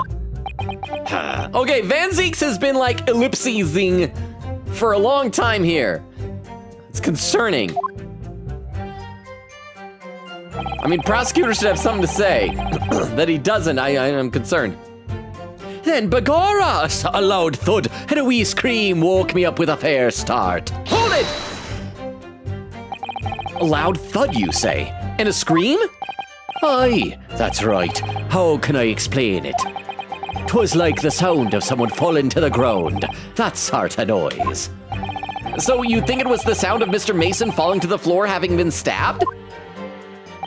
Well, no, you'll remember I was asleep at the time, so I wouldn't like to say. And when the sound woke me and I opened my eyes, there wasn't a soul to be seen in the carriage but the fella on the floor. Huh, you didn't see anyone. But at the same moment, you did hear a scream? From the seats above you on the roof deck, I presume. Not above me, no, my lord. 'Twas from inside the cabin. But I wasn't altogether thinking about the scream. No, I was too stunned by the desperate sight before me eyes. There was a fella collapsed on the floor at me feet, so I sat up on the seats across from him. Oh crap, I forgot. I gotta press that statement. Go back. This is interesting though, because like if she was found in the cubby under the seat, she couldn't have gotten there without him knowing. Unless she was already in there. So it's starting to sound like she isn't the murderer though. So do I need to go back to my previous guess that it was one of the two guys up on the roof, that the way that the latch opened?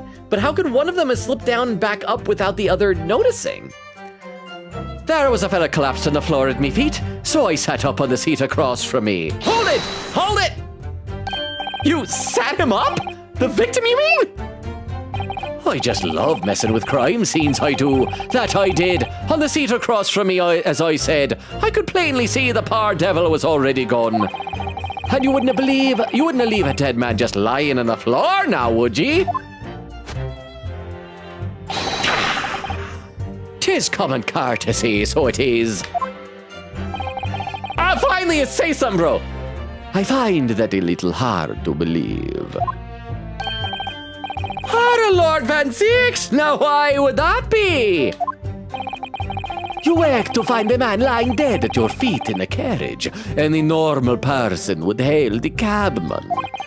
Any upstanding member of London society, that is. Is it gonna turn out that he employs like an army of street urchins to pick pockets and that's how he gets his money or something like that? Well, now, as you know, I'm in something of a special line of business. The business of lending money at exorbitant rates of interest? Unfortunately, my lord, not everyone is thankful for the help I offer them, and some would even see me dead. So I do try, where at all possible, to avoid getting myself in a tangle with trouble. Are you suggesting you were just gonna leave the man there? Heavens alive, no! I was always intended to report it, so I was. Only, I had a mind to find out the whys and wherefores first. The whys and wherefores? Right you are. There were some details I wanted to understand before anyone else got to meddling. The wee scream I heard, for example. Wouldn't your good self just do the same? Yes, I do have a good self. The scream he says he heard at the same time as the thud of the victim collapsing. Then I turned to find out where that scream had come from. And bless me soul, what did I find? I don't know, well, wait, we've pressed half the statements. Let me read a few more chat comments. Then we will get back to this. Queen Katie says, also, congrats, Logan. You're at part 3 now, the final part of the case. Okay, this is the final. This game has been whizzing by. I had been postponing doing this game for the longest time because I thought this is gonna be so long, I gotta make sure we're dedicated. And now that we're like, all right, I'm ready for a good long game. This is just... Oak says, I must go. Thank you for the very rich guy stream. It made me smile. Good night, everyone. Love y'all. Good night, Oak. Thank you for being here. Sorry that you couldn't stick around to the end. Have a good rest of your night. Hopefully see you next time.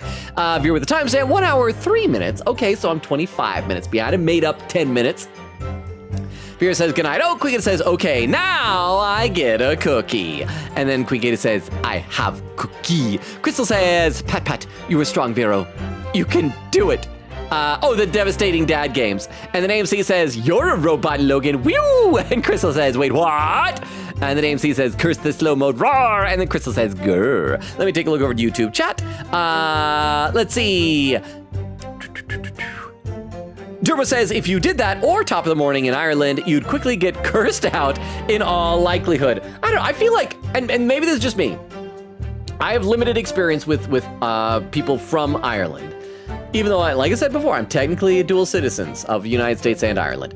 But I feel like most of the people that I've met from Ireland have like a really good sense of humor about being Irish. There was one time I was doing an improv show on the weekend night, and the improv show got out, and after the show we would all go out to the sidewalk in front of the theater and just kind of greet the audience as they're leaving, say hi and chat and everything. And one of our guys is like one of the most outgoing and talented people ever, and he took his guitar out there, he's playing little songs, he's singing little things, extra little crowd gathered around. Whenever he was playing, we used to call it like the show after the show. And there was a bar just a couple doors up from the theater at the time, and it got out and some people were leaving, and there was a group of a couple of guys, and one of them was an Irish gentleman, kind of youngish, probably like mid-20s or something like that, a very thick Irish accent, and he comes up and just like, hey, and he's a little bit drunk, and he's like, oh, what are y'all doing here? And my buddy goes up and starts talking to him right back in a fake Irish accent, and just like talking right back to him in Irish, and it gets the guy's attention. He's like, oh, it's pretty good what you're doing there, and so my friend starts making like kind of some very, very well-intentioned, like not mean-spirited, but good-natured Irish jokes, and it's kind of ribbing at him, and he's like laughing it up. He's like, it's good, yeah, you got me there, that's really good there, and they're laughing and laughing, and then this guy turned on a dime, and he's like laughing, and he goes, wait a minute, you're making fun of me.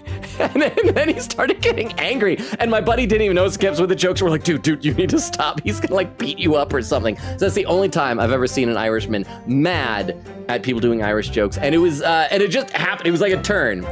And probably because he was inebriated. I would imagine that when he was sober, he was probably a lot more delightful and normal. I'm not like normal, you know what I mean? Like we even tempered. And then Derpa says, I feel like the writers are confusing Irish and Scottish. Half the slang is the latter. That's understandable. I mean, I, as an ignorant American, mix them up sometimes as well. So that is understandable. But my apologies, Dermo. I don't assume they're just like the same thing. They are different. And let's see, and Vera says, I know my limits, and AMC says, says Logan will catch up to chat now. Oh, because on slow mode. Maybe. Let's play a bit more of the game. We got 2 more statements to press. All right, then I turned to find out where the scream had come from, and bless me soul, what did I find? Hold it! I'm not gonna let you answer that question. I'm afraid I don't understand. Your accent is really thick, bro. I'm sure you told the court that there was no one else in the carriage except yourself and the victim. So I did, sir, so I did. As far as I could see, that is. What do you mean by that? Well, no, 'tis a queer thing. 'Tis a queer thing. The wee scream I heard as I woke up. It came from, if you'll excuse the vulgar expression, under me effing backside. F. Ah, good gracious, he said backside. That's where the poo comes out. Under your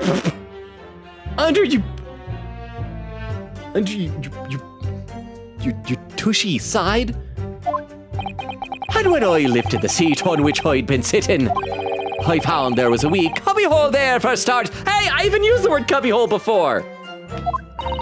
Mr. Naruhodo! We can examine the omnibus ourselves, remember? Yes, of course. The whole bus was submitted as evidence.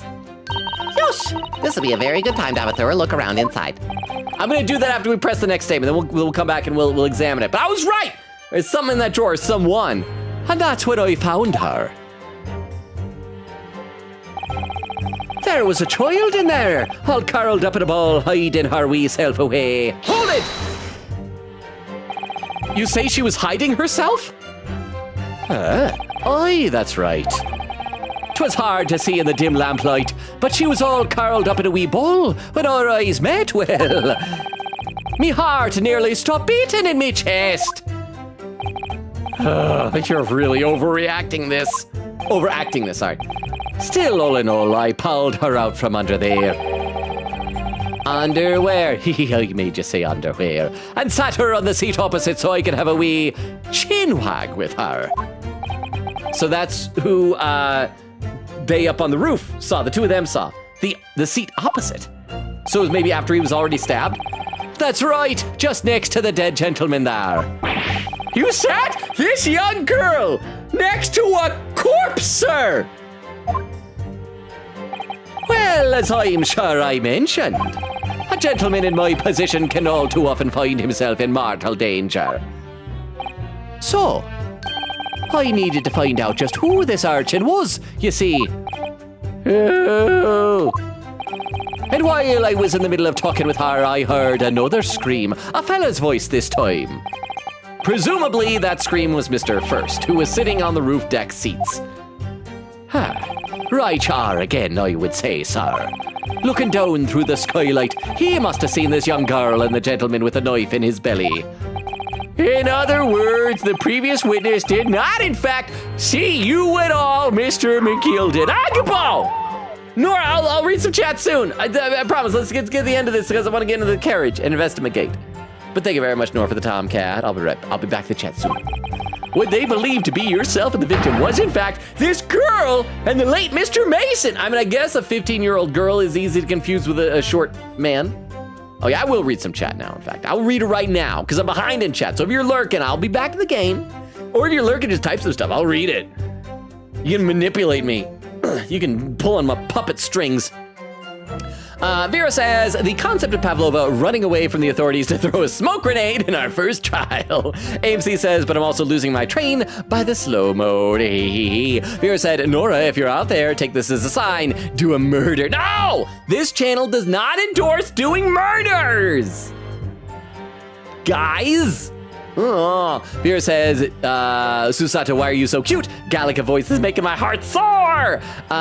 Queen Katie said, final name fact for the case soon. I know we just got to get her to say what her name is. And then Vera says, Pika's here. Queen Katie with the ... Nora says, Amelia Watson, is that you? You just keep seeing Amelia Watsons everywhere. Granted, there's a multiverse of Amelia Watsons, but still. Queen Katie says, little does Logan know. So she is gonna be Olivia Twist? Queen said, that's why I wanted you here. And Nora said, guys, hear me out. It's Amelia Watson. It makes sense for the plot. And Vera says, real. Back over on YouTube, Derma says, we is Scottish generally. Wait, really? Like in America, we assume we is very Irish. Cause I like, again, this is probably an American thing, but it's like referring to leprechauns as the wee folk. You know, so wow. Says, something, I don't know how to pronounce that, is backside in Irish. I'll let you figure out what the common expression means. I'm not gonna say that because that might be dirty. It sounds like that might be dirty. But thank you for expanding my horizons on the talk of derrieres. Okay, let's get back into this. Let's finish pressing this statement. Hi, me lord. I was, as I think everyone understands now, sat at the back of the carriage out of sight. Hubbub. Is she ever gonna talk? Is her arm getting tired from that pose? It is certainly plausible. The defendant is somewhat diminutive in stature and readily confused perhaps with this young girl. I have boobs too.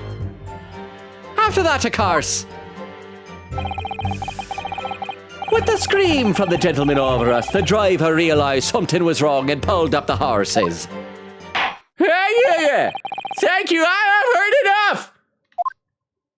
Yeah. The events as explained are clear in my mind.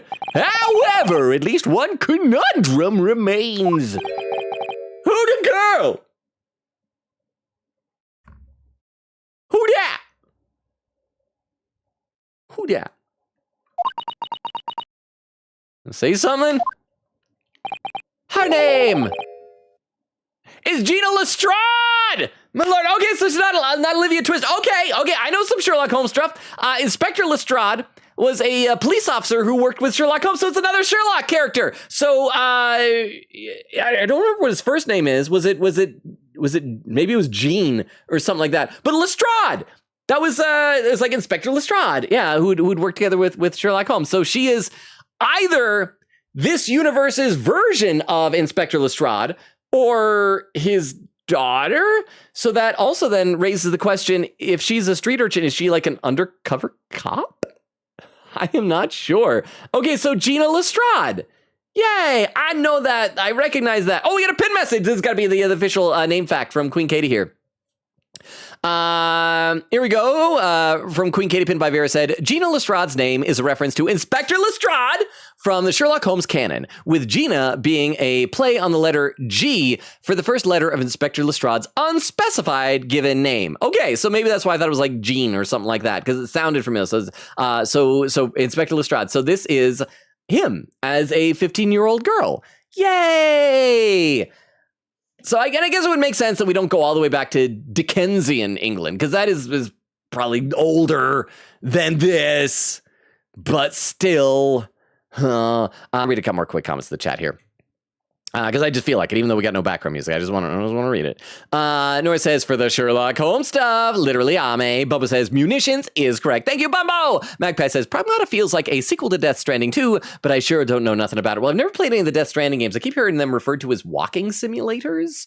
Vera says, I heard that. Magpie says, I guess the question was more, was Pork Shorta from post-Dream Daddy dating or the dead wife? I assume she's after. All the stuff that I'm gathering from Oak's expanded Beeflonga universe is that all this stuff is new things happening to Beeflonga, and so anything from Dream Daddy is in the past. Nora said, I don't know how much you know about Pragmata, but this one character became a VTuber and collabed with Pecco, and it was truly whimsical. Well, I think she's like in the game, or maybe I just heard that, and maybe I'm wrong. Maybe she doesn't have a cameo in the game. Maybe I just heard about that and assumed wrong.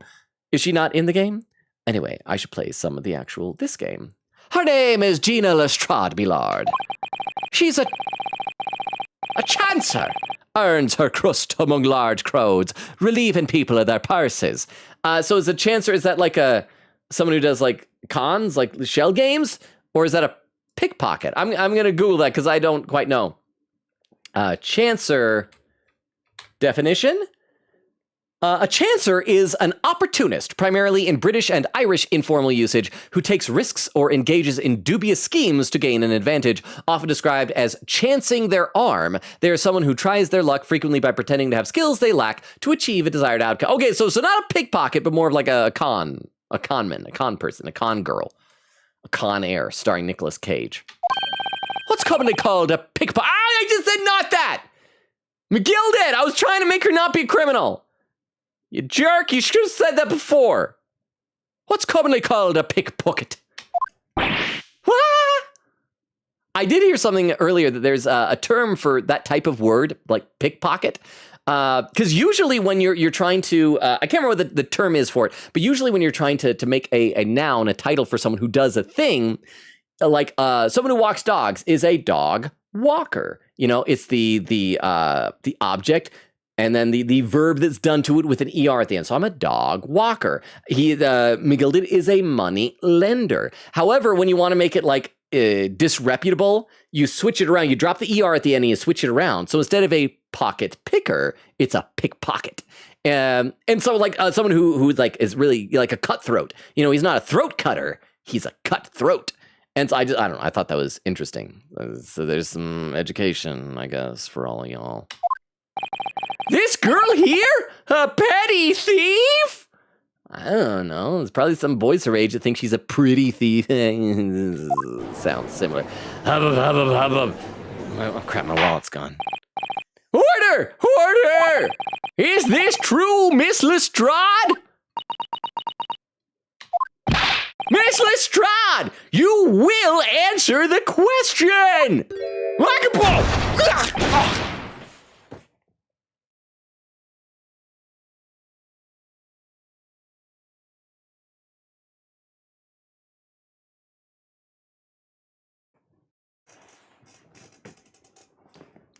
Honestly, the fact that it was gas is making me think two things. One, this reminded me of Darkwing Duck. You remember he had a gas gun, if anyone ever watched the old Darkwing Duck cartoon.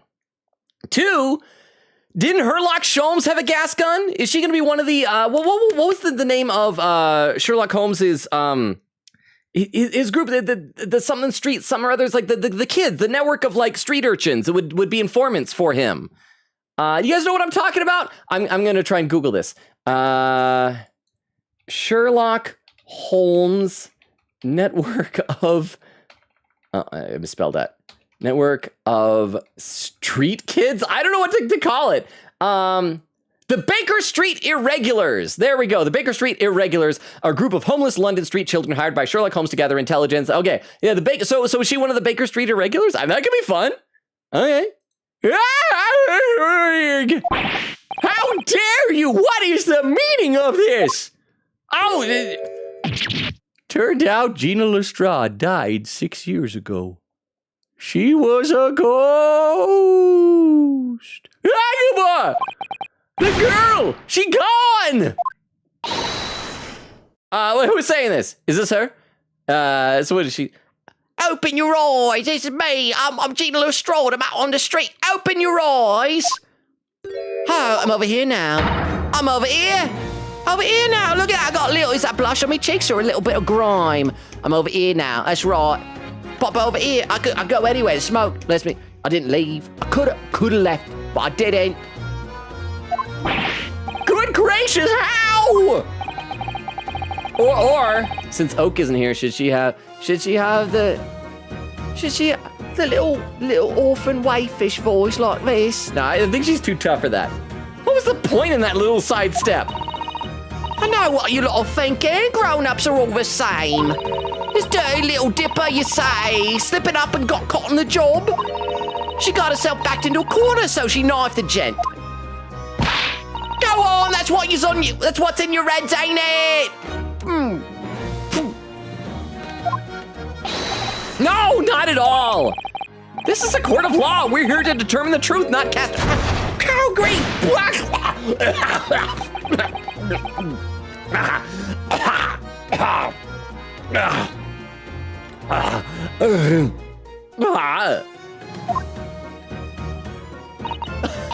Oh, she's doing the coin thing. I wish I knew how to do that. I've seen videos that supposedly teach you, but I can't do it.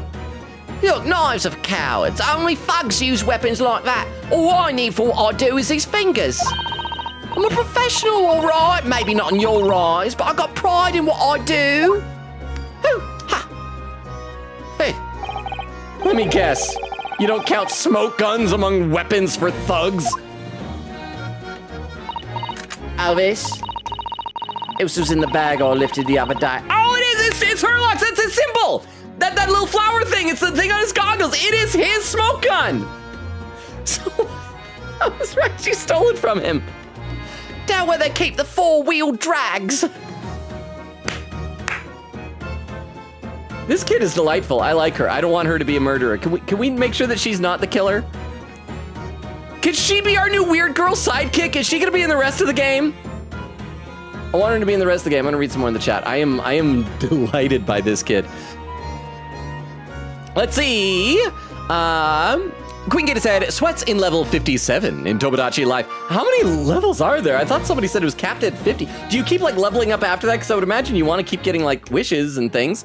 Magpie says only level 57. I'm like in the 80s or 90s at this point in Tomodachi Life. Magpie says I found the end credits in Tomodachi Life. Lol. Vera said, oh, I'm so excited for his reaction to her name.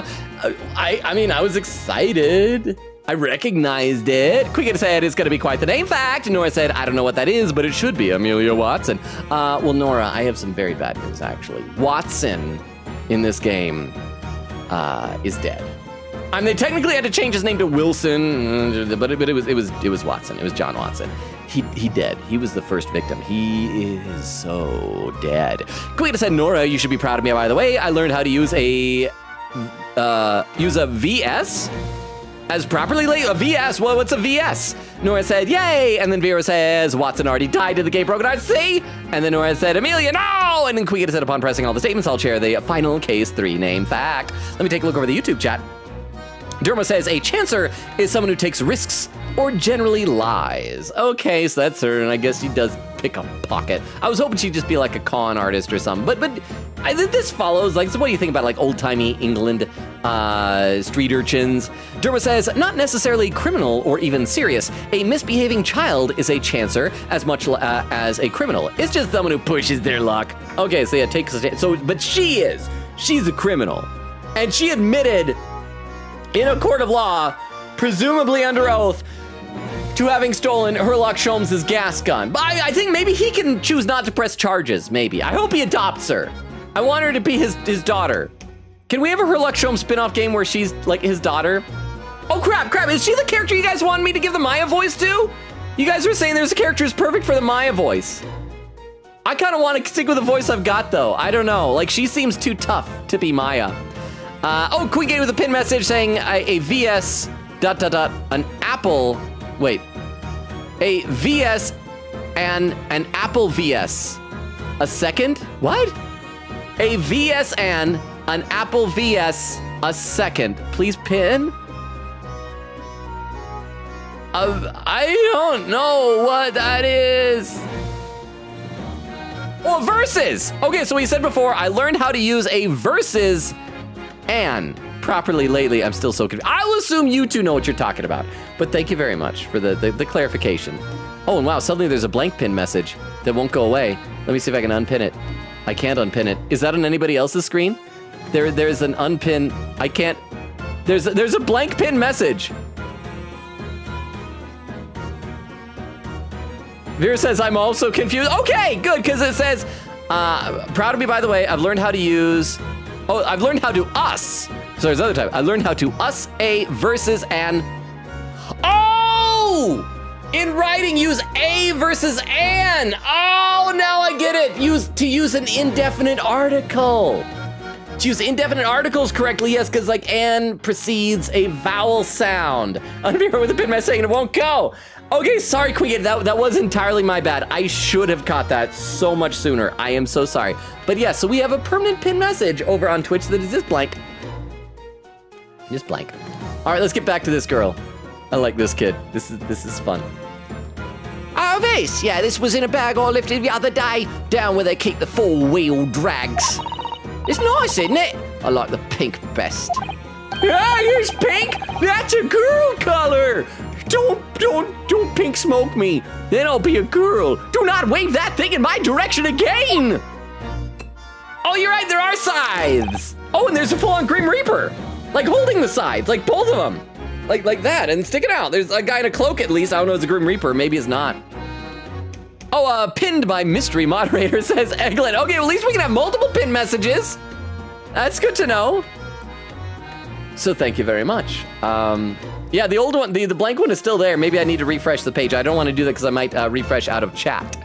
Disappear comments into the void. But yeah, so at least other messages can be pinned as well. So we've learned that they can stack. So, you admit that you are riding the omnibus on the night in question.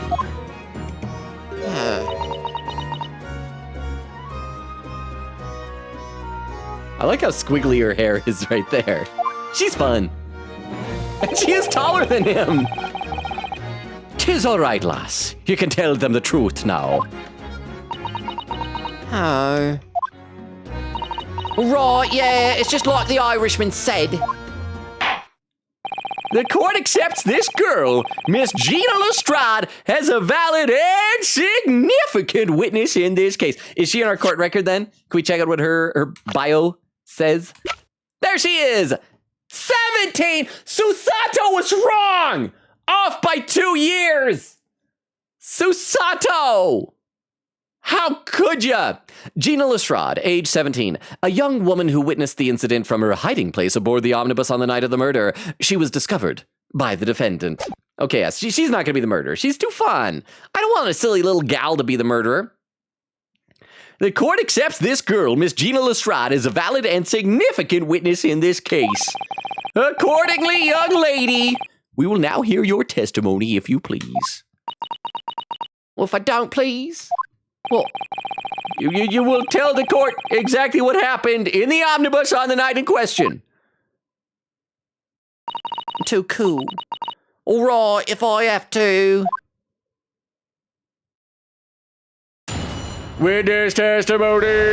Okay, so we're never going back to the one from McGilded. So that was just pressing statements was all. What the girl saw. So I stuck inside the carriage I did before they hooked up the horses, just like always. That's right, I don't pronounce the letter. Not even the name of the letter.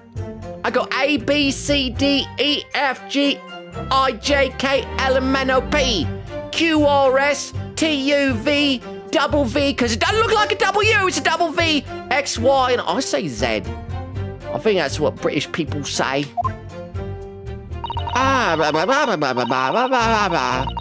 But it was a waste of time. I got nothing to show for me troubles that night. I tell you can't see a blind thing in that hiding place. It's pitch in there. Then after a while, I hear this loud bang. Nearly jumped out of my skin, I did, and the screen just came out. And a little bit of poo came out. I was scared. Shut up. It's because of that. This swell found me. He did help me get away, mind. Yes, he let you go. I fail to understand why you would let this street urchin go, Mr. McGilded. Oh, 'tis simplicity itself, me lord. You see, she couldn't possibly have killed the other passenger. I knew that for a fact. Oh yeah, we gotta examine the carriage. We gotta find her hiding place. I was gonna do this before. We gotta do it before the game forces us to. So head inside. Well, let's open the door and go inside, shall we? Oh, the scene of murder. It's horrible.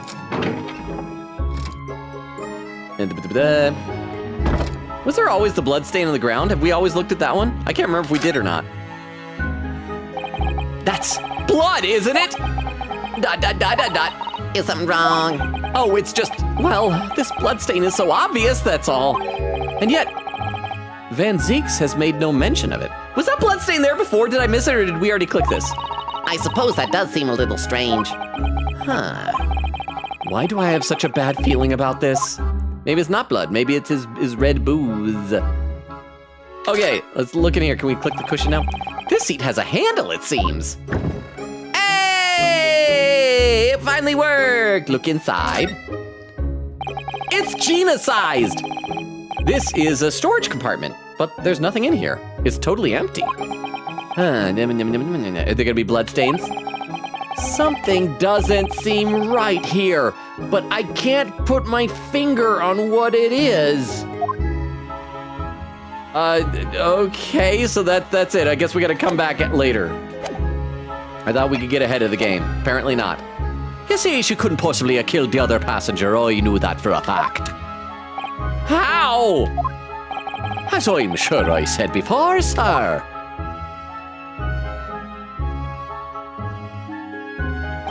I was sitting right on top of the place where she was hiding herself. I think a demonstration is called for. Oh, like I just demonstrated for myself?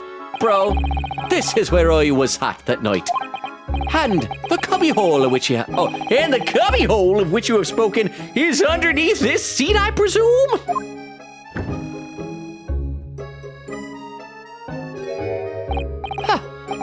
Yes, it does appear to be just large enough to accommodate someone of the girl's stature.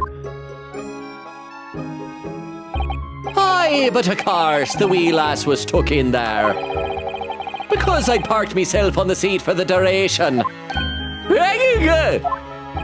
So you see, that's why I let the lass bolt. I knew that if the police found her there, they'd automatically assume she'd done it. Okay, this is, like, nice of him. He is a seemingly greedy moneylender, but he was watching out for the kiddo. But I couldn't live with myself if a young life was ruined, when all the time I knew she was innocent. The question is he being sincere about this, or is this just an excuse because she, like, paid him off or something? Even though you must have realized your action would result in your own innocence being thrown into question? Not at all, me lord, not at all. Eh? I knew in my own heart that I was innocent. So I thought, it was worth taking a punt on my own name for the sake of this less fortunate lass. My goodness. What a perfect gentleman! So is he talking to the judge? He's saying, this is a fine example of a man who can't possibly be guilty of a heinous crime like this. Is he going to change his vote? I'm ashamed of myself for ever doubting you, sir. Ka-chow! Oh, is that all of them now? No, that's not all of them. Oh, it is. I think it's all of them. Not guilty. Oh, no, it's her still. That's right. With calm, calculated reasoning that arrives clearly at the truth every time. Oh! Yay! That should be it, right? We're done?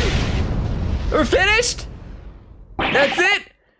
Or is this going to be one of those things where it's like he gets a not guilty verdict, but then Van Zeeks goes, all right, well, it's her then, and we got to do another trial to defend her? Oh, saints alive! Were you? I can excuse greedy money lenders, but I draw the line at accusing little girls of murder, the jurors. Okay, well, you know what? In like a hierarchy of crimes, of sins, whatever word you want to use, I don't know. I mean, there's probably greater legal ramifications for any if he commits any crimes on money lending. Lending? It's like money lending and laundering. Money lending. It sounds like what he's doing is legal, but just maybe not ethical, not moral. So if you want to just take a moral stance, I don't know. Like, I feel like trying to ruin a little girl's life is worse. Maybe. I should read some more in the chat. Let's see. Where did I leave off? I gotta scroll because I scrolled back up to the verses. Again, sorry, I was so confused about that. Queen said, upon pressing all statements, I'll share the final case 3-name fact. Magpie says, the seat being more comfortable might have to do with the fact that the seat seems to be facing forward. Facing backward might make someone car sick. Oh, that's true, but I think that, that's, okay, maybe that's what it is. Because Ryunosuke had said the seat was very uncomfortable, but that is while the carriage was not moving. It might also be that maybe he just, like, I don't know, wants to keep track of what goes in and maybe he put his luggage in there and was like, I want to sit on it. It's like if you're on a bus and you have your backpack and you wrap your arms around it, you want to, I don't know. Quick said, okay, so y'all know my super cool popsicles that have been eaten for a while. So the sticks they have, these cool and uplifting messages on the end. Oh, the ones I'm used to for popsicles always have like corny jokes. Said I misread the message on one I just finished, quote, make someone else feet special. It was feel, not feet. Well, do they have special feet? Do you know a certain someone with special feet? Queen Katie said the little scratches in the stick literally went through the letter L exactly to look like a T. And the Nora said, ha ha ha, wait, you're making fun of me. You're making fun of me. Chris says, dog, touch grass, IRL, please. Magpie says, I would, but I live in America and that's expensive. Anyways, I don't think I spent that much time at it. The game felt very ... short. Potato Bun Stew says, I sleep in a wee ball. How you doing, Potato Bun Stew? Crystal says, welcome in, Potato. I don't know how far behind I'm in the chat right now, so I don't know if you're still here, but it's good to see you again. Welcome, welcome, welcome. It's been a little while. I hope you're having a good one. I hope that if you did leave early that you understood how far behind I was in the chat. Thank you for being here. Let me take a look over the YouTube chat. Derma says, haha, YouTube chat has infected Twitch. The white square will pin Twitch and block out the sun. It's just blank white on my screen anyway because I'm on light mode. And then Derma says, I'd agree with that. Accusing children of murder is much worse than loan sharking, but buses and trains have backward seats. I like those seats. It probably depends on the person. I would imagine that a lot of it is, because like trains, especially, you're on rails, so it's a relatively smooth ride usually, unless the train's really old. I think the main problem is going to be if you're looking out the window or not, yeah? And you see the motion. I'm going to have a sip of water and then get back in the game. But yeah, Potato Bun Stew, I hope you're still here. It's good to see you again. Okay. Saints alive! All 6 members of the jury consensual in their leading to a verdict of not guilty? I also like the idea that we don't have to find the real culprit. We shouldn't have to. That's a weird thing in the regular Ace Attorney games. Like, oh, you can't just say that you can't just introduce reasonable doubt. You can't just even prove beyond a shadow of a doubt that your client is innocent. You apparently have to find the real culprit. Why? He's not guilty. There we go. The jurors agree. Moving on. Mr. Naruhodo, it must mean... Except now Van Zeek's going to interrupt us, right? He's going to bring up the blood stain on the floor. Sorry to clear my throat. He's gonna bring up the blood stain on the floor and some new piece of evidence or some new theory to tie that into everything. Like there's gonna be, I don't know. The stains are gonna be on his shoes or something. It must mean what? That we're victorious! On the Disney Channel. Wait, was it Disney Channel or Nickelodeon that had Victorious? Huh? Okay, Van Zeeks, it's time for you to do the summation examination. That is a good question. Like, does the prosecution get to do it? The way that Susato read the note out of her book made it sound like it's only when it's guilty and the defense gets to do it. Like, if it's the other way around for not guilty, does the prosecution get to do it? I mean, I guess that'll be easy. We just kind of kick back and watch.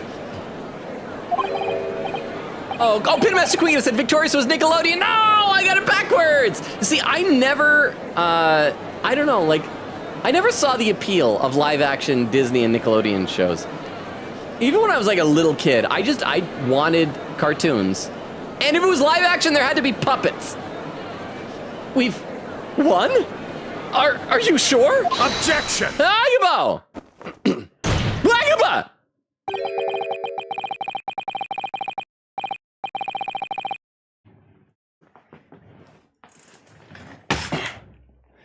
If the sight of my iron-heeled Wellington offends, pray to forgive the discourtesy. I gotta practice that. Oh, I kicked my chapstick. Crap, I broke my chapstick. I broke my chapstick. I broke it. This is a brand new stick. How do... There's a little... There's like a little stick inside of it. What am I gonna do now? Oh my goodness. This is like full. Whew. Ah. I should be more careful.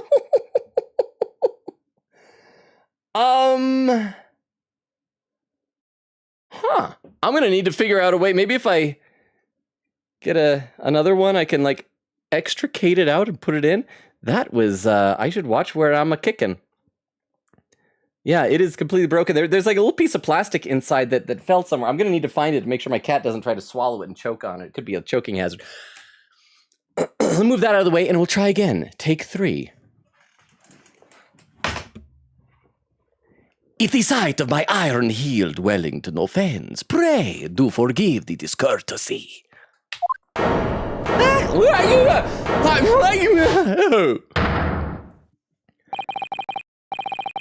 This really is a consummate example of the one monumental flaw in British judicial practices. Hey, Papa! Logan, one of these days you'll knock over your camera. You can also put all the broke pieces inside and close it, then soak it in warm water so it melts and remolds together. I don't think that's gonna work, unfortunately. You see, the way this is broken, so this bottom part is the twisty thing, okay? And it connects to a rod that goes through the center of the chapstick all the way up. And this, as it twists, moves a plastic thing at the bottom up on like a little corkscrews type of a thing. Not a corkscrew, but like a screw thing, up and pushes it up. This is now broken off from it. You can see that, I don't know if you can tell it close up, but it's like, it's broken plastic. And so, yeah. And like I said, this is a brand new stick. Again, maybe I could just kind of pull it all out. I think my other one that was empty is still probably in the trash can. Maybe if I fish it out, I can like clean it off and just kind of screw the thing all the way back down and just shove that in. That's going to be my project after, actually my immediate project after the stream tonight is going to be editing tomorrow's TikTok video. I'm also going to have to find that little piece of plastic where it went. Pin message saying Logan is Baroque's descendant confirmed, Logan Van Zeeks. You guys, don't dox my full name. You're gonna discover that I'm secretly a Dutch vampire. I'm gonna read a couple comments. Let me check YouTube first this time. Derma says, Logan, only trained professional like Zeeks can pull off a desk kick. The chapstick was a victim of your hubris. I think part of the the real problem is, real talk, I can easily kick up my leg onto my desk like that. I sometimes will kick up my leg like that when I'm like just, you know, editing videos. I'll kick back. I have terrible posture. But the problem is I also understand the framing of the camera here. And I realize I gotta swing my leg up real high to get in the frame. What do you got? Like that. But yes, my own hubris. I'll read a couple comments over on Twitch as well. Nora says, I just want to scare you with the Tomcat. Vera! Here's chopstick funds because that was entertaining. Thank you so much for the $5. The 500 bits. That actually covers it. A new chapstick is $3.50. So thank you so much. Thank you. Wait, what is this over here? Is this the, I thought I saw maybe like where the little plastic thing went to. Thank you, Vero. Again, I just barely bought this like a couple of days ago. So thank you very much. Thank you for the 500 bits. Thank you. So, okay, so I'll be able to get a new chapstick now. I'm still gonna try and like see if I can salvage this one, but thank you. It's probably gonna dry out now that I can't put a cap on. Wow. Thank you very much. Let's see, Nora was saying, I just want to scare you with the Tomcat, murder in Minecraft, and first-person shooter? Wait, what?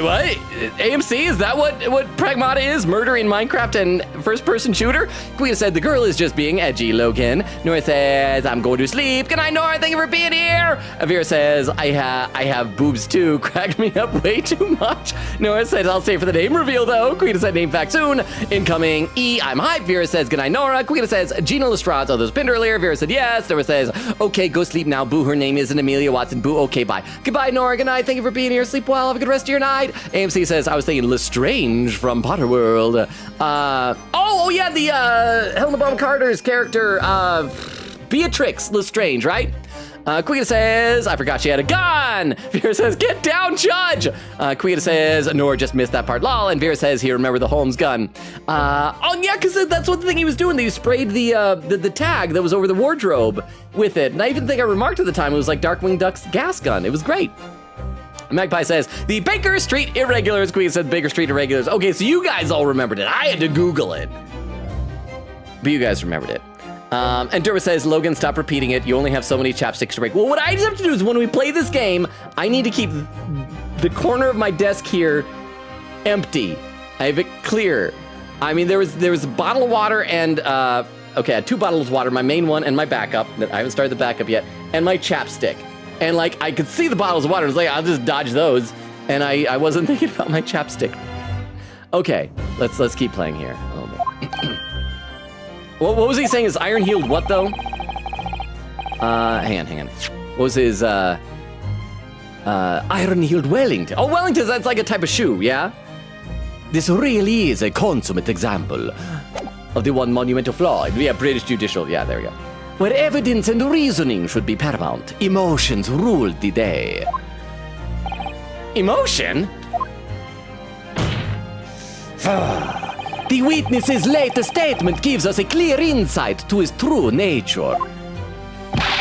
What do you mean, his true nature? Do you really think Scotland Yard would have made such a glaring omission? After the incident, the omnibus was comprehensively searched by officers of the police. Obviously, the interior of this cubby hole, as the witness put it, was included in their investigation. Hey? The compartment under the posterior seat was full of the coachman's belongings. It's noted in black and white here in the police report. Okay, so... our client could still be innocent. Maybe he was just doing some human trafficking and she was in his luggage. He's not a murderer. He's a human trafficker of underage girls. That's also really bad. Oh! The evidence has been tampered with. In order to corroborate Mr. McGilded's story, someone has unlawfully removed everything from under the seat. I know, I want a chapstick. Order! Order! How could such a devious contrivance possibly have been affected, counsel? Naturally, we must acknowledge the deficiencies of the constabulary, there we go, in allowing these to have happened.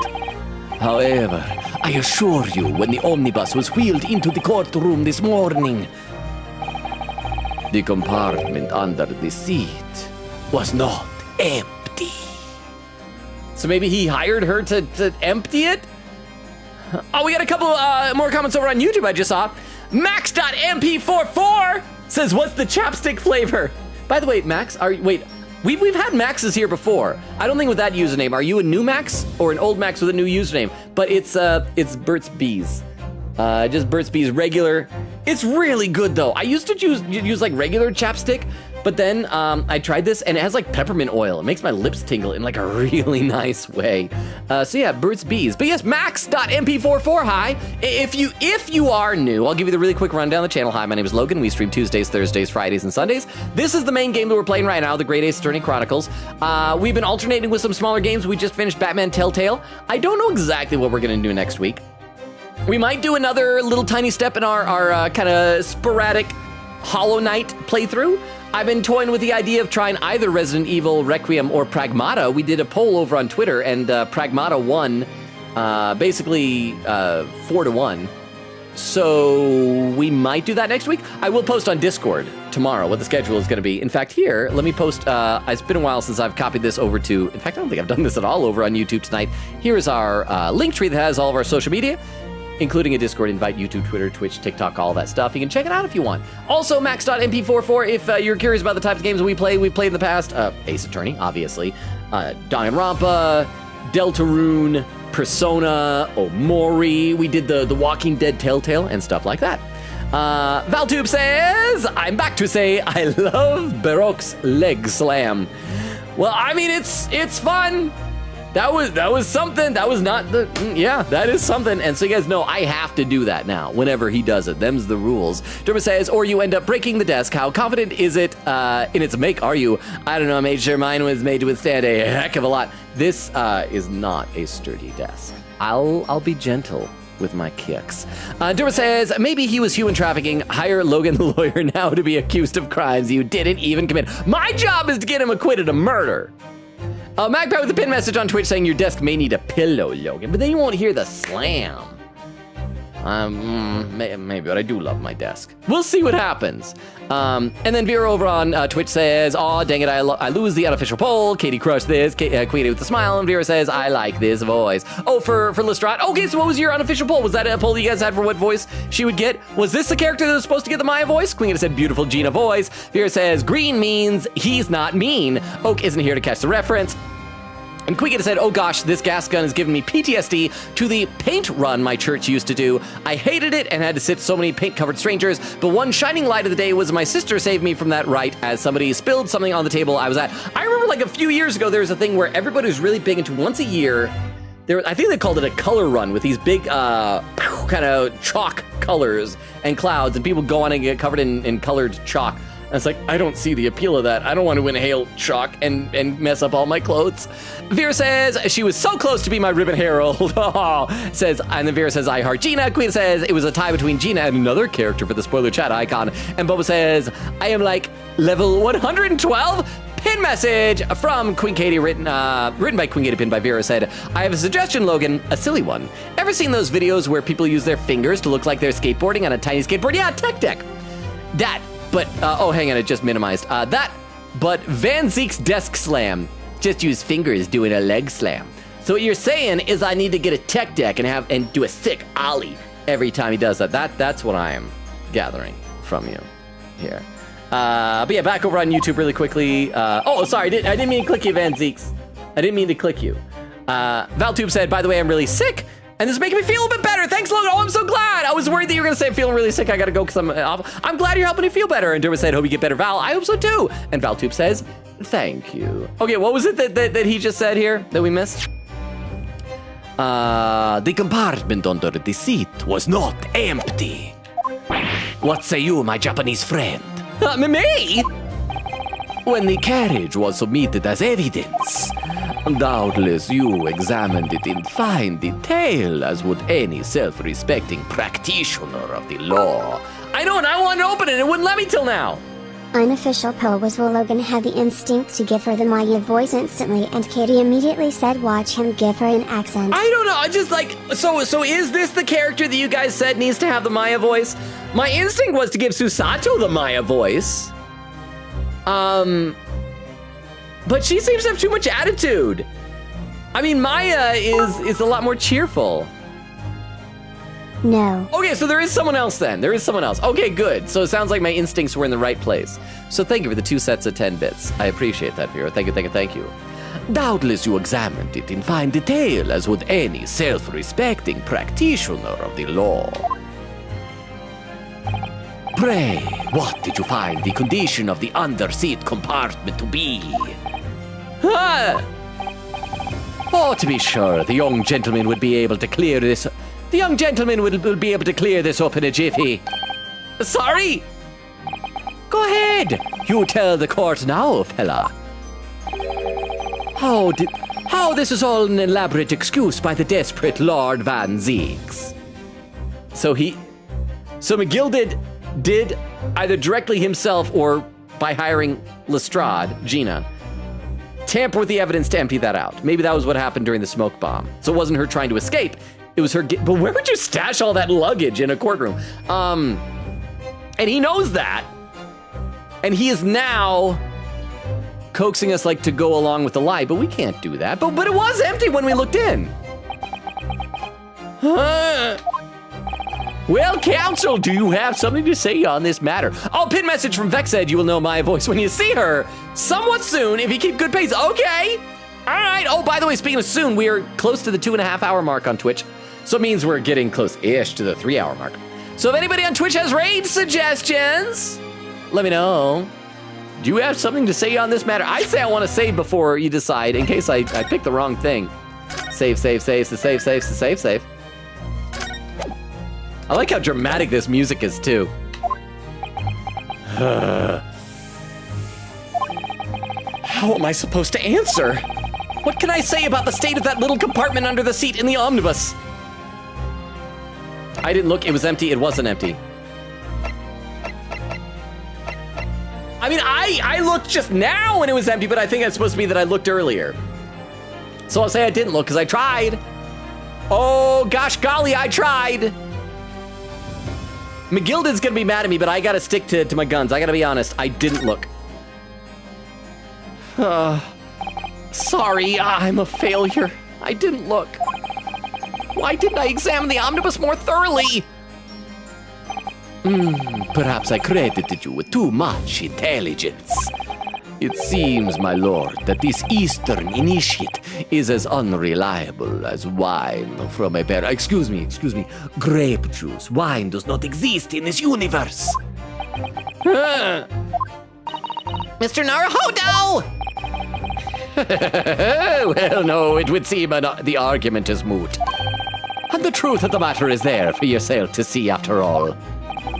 That there cubbyhole seat under the... Cubbyhole under the seat is as empty as the devil's heart, so it is.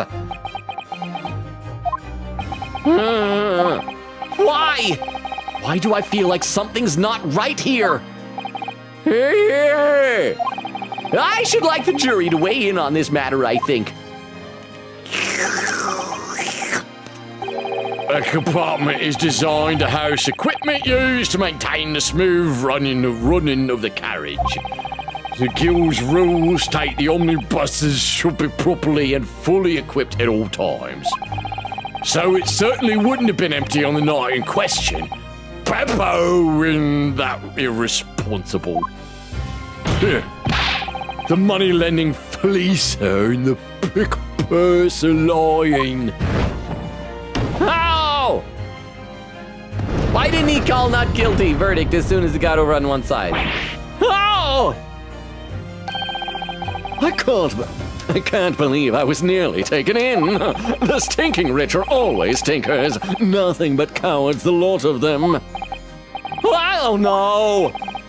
It's a trick! Of course it's a trick! I learned that from watching Hercule Satan. Oh. You gotta be careful with his voice. He was turning into the Yusuke. Oh, quite so. I must concur here.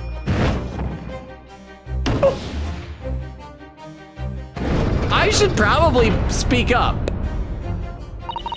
With calm, calculated reasoning, one arrives clearly at the truth every time. But you've been flip-flopping back and forth, lady. Yes, but every time every time a different truth, it seems. Bow. My lord, I humbly exhibit the scales of justice. Clearly, a verdict of not guilty at this time would be wholly inappropriate. Thank you, counsel. But before we proceed any further, there is the matter of the outstanding cross-examination. Oh yeah, crap! I'm in the middle of a cross-examination. Counsel for the defense, begin your questioning of the witness, please. I hope I didn't answer the question wrong about whether it was empty. Yes, my lord, what just happened? The whole balance of the trial just shifted almost beyond recognition. The Reaper of the Bailey is at work, it would seem.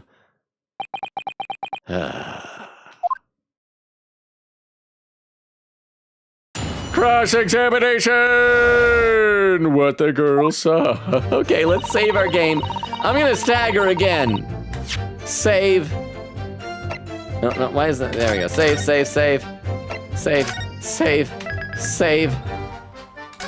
And back out of here. Okay, you guys know the deal. We're gonna press every statement and then figure out where we're gonna present evidence. But first, let me read a couple more comments in the chat. Because we are just shy of the 2.5 hour mark. So once again, if you've got raid suggestions. Let's see. Bubba says I'm like level 112. Cookie said with the other character 1. Eglin said I'm like 120s for my Toma levels. But how? How are you guys doing this? And I feel like everything is so slowly seeped out. All the outfits, all the rooms and stuff. Magpie says, current update, my island is level 105 actually. Oh, side note, I had to pop over to Walmart this week and they finally restocked the physical copies after I bought digital. So it's too late on that. And Vera says, I'm like 71 and I've been playing since release. You guys are too dang good at the game. Quita said, A versus Ann and Apple versus a second please pin. A versus Ann, I'm blushing. Vera says, I'm also confused. Quita said, I'm covering my eyes so hard. Eglin said, no, I get it. Vera said, it won't go. Crystal says, huh? Quita says, oh, now look and realize it. Vera says, that's it. Crystal says, is the pin gone now or not? Vera says, nope. Eglin says, pinned by mystery moderator. Crystal says, is that pin? So is it gone? Oof. And Quita says, also, can I just say, I love Gina's hat. It's so cute. The buttons is giving me eyes. Oh, yeah, they're like Coraline eyes. Over on YouTube, Valtube says, Judge being smart. Well, he should have, like, as soon as it hit there, say, like, okay, now we gotta call a verdict. He was too slow. And the Derma says, why does Zeke's look so proud? The jury is hung, i.e. it defaults to not guilty, at least IRL. Because this is an IRL. I think the Ace Attorney universe has presumption of guilt.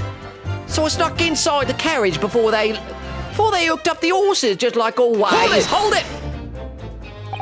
So, you were already in the omnibus before it even set off in its run? Well, yeah, I mean, what's the point in spending a Joey to make a few bob, eh? That's a rum deal, innit? I suppose she means there's no point in spending money to make money. It actually makes sense. Bobs and knobs and bobs and rummy and in it. Counsel, may I remind you that this girl is a petty thief? Kindly refrain from entertaining her tenants. Well, that does clear up some little mystery of the fares and all. 4 paying passengers at 5 pence apiece, making the 20 of which the cabman testified. And 1 little scapegrace riding for free. The red... Is that a bad word? I think it's okay. The red... I'm not gonna say it anyway, just in case. A driver always goes for some grub before his last run, see? So that's when I slip in the carriage and get myself hidden under the seat, nice and easy, right? But your hiding place is a storage compartment. Full of equipment for the coach, no? Huh.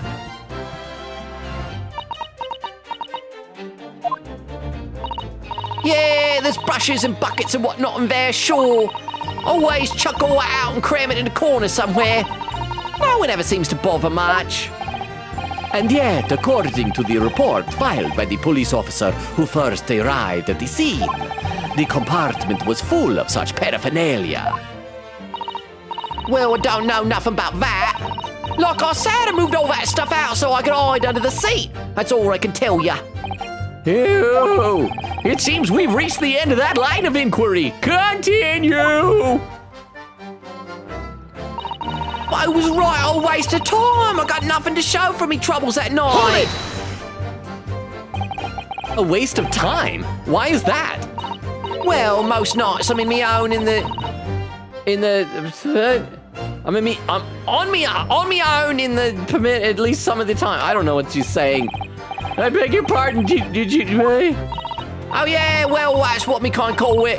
You say the omnibus, I suppose. Point is, any normal run, that carriage ain't got no one in it for a while. And that's when you came out of your hiding place and get away? That's it. Only that night. This cove was sat on me seat from the start. And he didn't budge the whole way, did he? Not 1 inch. It was total...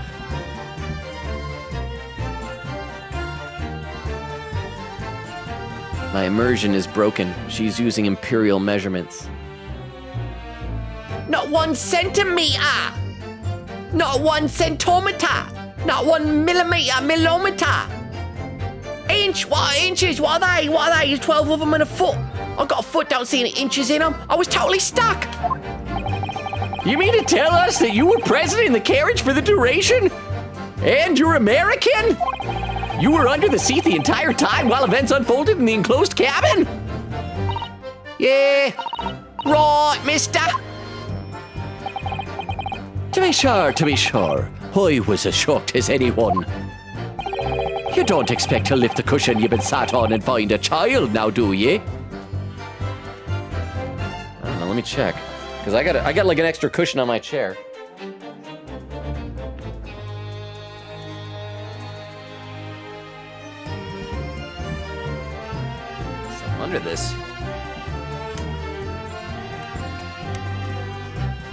me Grimlock, no child. You hear that? He's not a child.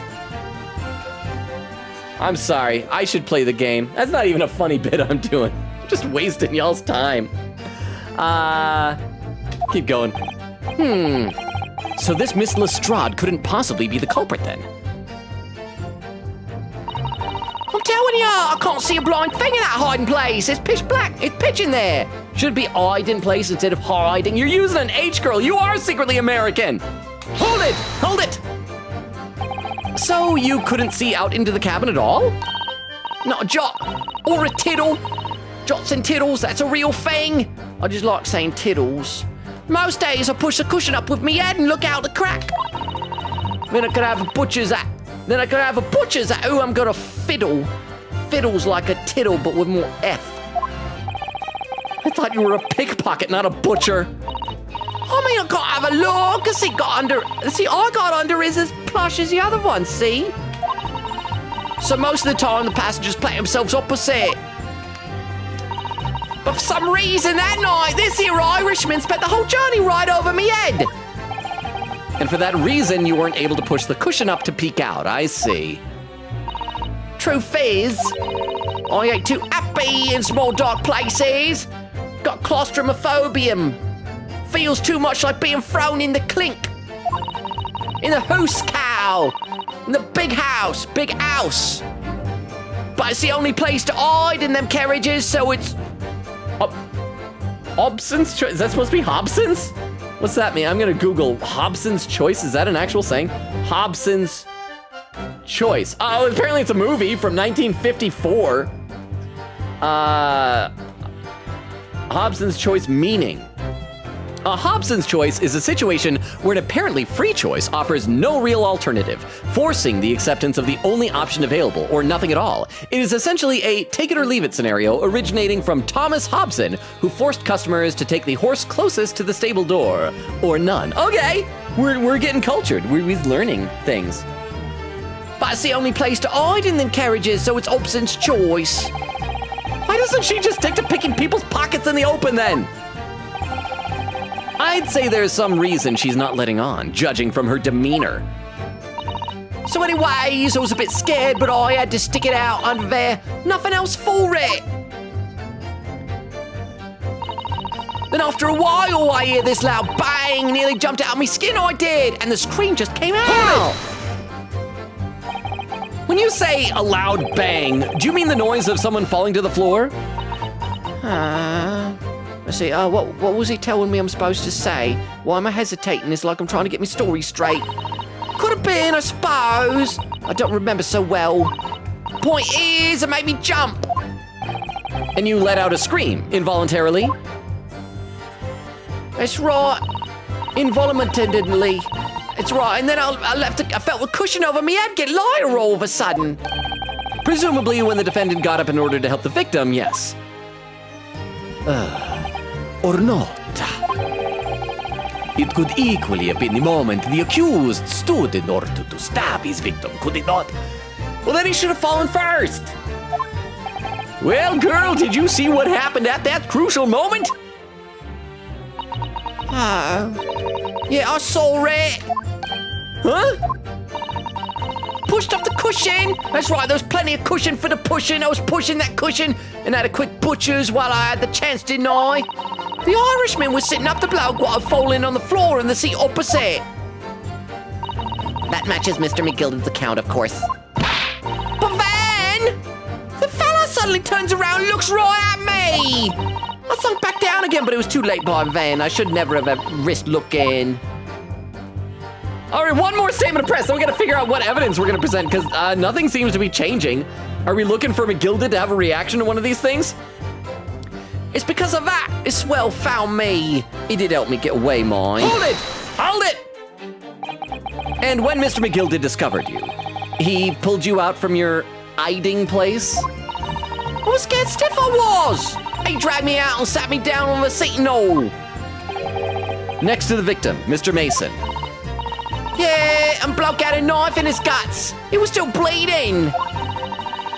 And the carriage lurched a bit and he ended up falling on me.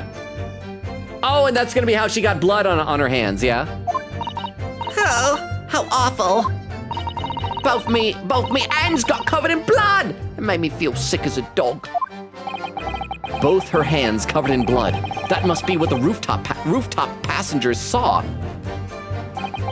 After that, I believe you talked with Mr. McGilded for a while, is that correct? Yeah, we was getting our story straight. I mean, we was not getting our story straight.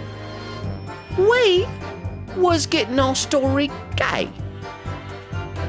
All right, yeah, we fanfic. He's into it. He likes it. He asked me some stuff. Wanted to know me name, what I was up to and that. Then I heard something from above. Someone screamed. Yes, Mr. First on the roof deck, one would presume. Well, I didn't want no one seeing me face, so I didn't look up. Then the horses were drawn up smartish, and this here Irishman says to me, he says, get back under the seat, I'll see that you can get away later. Yeah, that is a decent accent. All 6 members of the jury had decided the defendant was innocent. For one brief shining moment, yes. It's clear that they're all still very unsure. If we could just find some conclusive piece of evidence among this new testimony, I'm sure we could clinch the verdict we want. Yes, I think you're right. And I have this. I know that's a normal word. But in this day and age, you can't say that. People are gonna mistake it for something else. Something's bothering me. I just can't quite put my finger on it. Okay, so we've already pressed all the statements, and nothing new was added. There was no obvious reactions coming from McGilded. So let's save our game and then I guess figure out what evidence we're gonna present here. Probably gonna spend the next 25 minutes trying to figure this out. Save. Oh, we got a pin message over on Twitch. Let me take a quick look over there and see what that is. 1 second. Ava Butchers, arrow points to Butcher's Hook. Have a look. Oh, Ava Butchers means have a look in Cockney rhyming slang. Wait, but that doesn't rhyme though. Like, Ava Butchers, because doesn't rhyming slang, is that where you replace something with something that rhymes with it? I thought rhyming slang is where you replace a word with another word that rhymes with what you said. But then again, I'm probably wrong. I'm neither Cockney nor good at rhyming. So thank you very much for that little tidbit of information, Magpie. Over on YouTube, let's see, Dermot says, Logan, Britain uses Imperial, they only moved to metric recently. And only half-heartedly? Wait, really? Then what is up with like British people complaining about us Americans using like stuff that isn't meters, using miles in footses? Huh, and Dermot says they're the only place in Europe like that, so we're quite close to the end of the case. But it's your call, ... Well, we'll see where we're at the 3-hour mark. If we're, because I don't think I want to motor through, because anytime you guys are like, oh, we're close to the end, then it's like an hour and a half later, and I really got some stuff I need to do before I go to sleep, and I work tomorrow. So I can't really entertain going like really overtime. But we're past the 2.5-hour mark, coming up on the 3-hour mark soon. So once again, on Twitch, we got raid suggestions. Vera says, you don't know how much my friends make fun of me for saying Z, not Z. Well, Vera, that's because it's ridiculous. I am a Z truther! Except for like the leader of the bad guys on Power Rangers. He's Lord Zed. Vera says, conditioned to say Z because of bullying, but sometimes it slips out. Quita says, oh boy, Logan's gonna check the carriage. What shall we find? Vera said, does that count for the spoiler chat? But why? Crystal says, I say it counts. And a timestamp 1 hour, 55 minutes. And wow, I'm getting further behind. Quita says, Victorious was Nickelodeon. You should know, I watched about 5+ hour video on YouTube about it and iCarly. Yeah, because wasn't that the whole Sam and Cat was the two of them coming? Why do I think that was both Disney? So was that Nickelodeon then? Okay, were they both Nickelodeon? Because they were the ones that had the creepy guy, Snyder, the guy who was like inappropriate stuff. There was a documentary about him. Vera says, he did it! His quirk! Quigga says, lag! Vex says, lag! Quigga says, lag 1! Vera says, I knew it. I knew you were just a jeans guy. My Tomodachi life, Logan is canon. Okay, you want to know some real Logan lore? All growing up, I hated wearing jeans. And so I just didn't. I would wear any other type of pants, except for corduroy. I hate corduroy pants even worse, but I just hate wearing jeans. And then finally, I got bullied into just wearing jeans, mainly because it's like, well, I wanted girls to like me, and I don't want to look like a doofus. A good friend of mine, a few years back, did what I affectionately referred to as a round of Pimp My Logan, which is where she helped me develop some semblance of fashion. I still don't have great fashion sense, but just basically stuff like, look, wear normal clothes. He's like, yeah, you can have like a picture of a transformer, but like don't wear like a bright club shirt button up, just like a t-shirt that's fine. And yeah, just jeans, regular shoes, and all that stuff. And Quia said, that's what happens when you're dramatic. Logan and Vera said, leg is too strong, laughing. And Vex with a clip. Okay, for anyone who's lurking, or is new, or does not know the deal, if someone posts a clip in the chat, we watch our clip. Now, over on YouTube, we used to be able to get clips there as well. It was just the, what am I saying? The mods were able to post them, but now YouTube has gotten rid of clipping, and it's so sad. This will also tell me how far behind I am. This clip from Vex is from 35 minutes ago. Crap, it's called The Consequences of Leg. It's gonna be where I broke my chapstick, right? Sure. Objection! Agabo!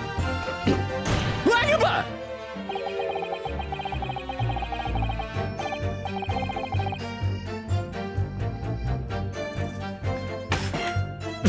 How you saw my whole camera shake? My iron-heeled Wellington offends. Pray to forgive the discourtesy. I gotta practice that. Oh crap, that was loud. I kicked my chapstick. I thought I only kicked it, but it was broken. Crap, I broke my chapstick. I broke my chapstick. Broke it. This is a brand new stick. How do? And it just ends up how do? Thank you very much for the clip.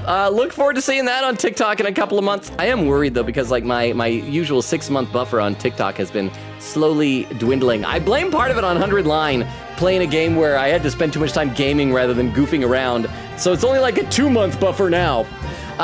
Vera says, how strong was that kick? Quia said, Logan is Baroque's descendant confirmed. Logan Van Zeeks. Vera said, I thought it was the chopsticks part. With chopsticks?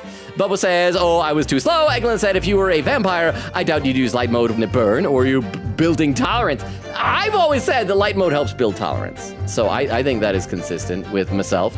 Let's see. And there was Vero again with the 500 bits. Thank you, Vero. Bubba says, how the heck is he balancing? He is definitely floating vampire. What, have you never stood on one leg?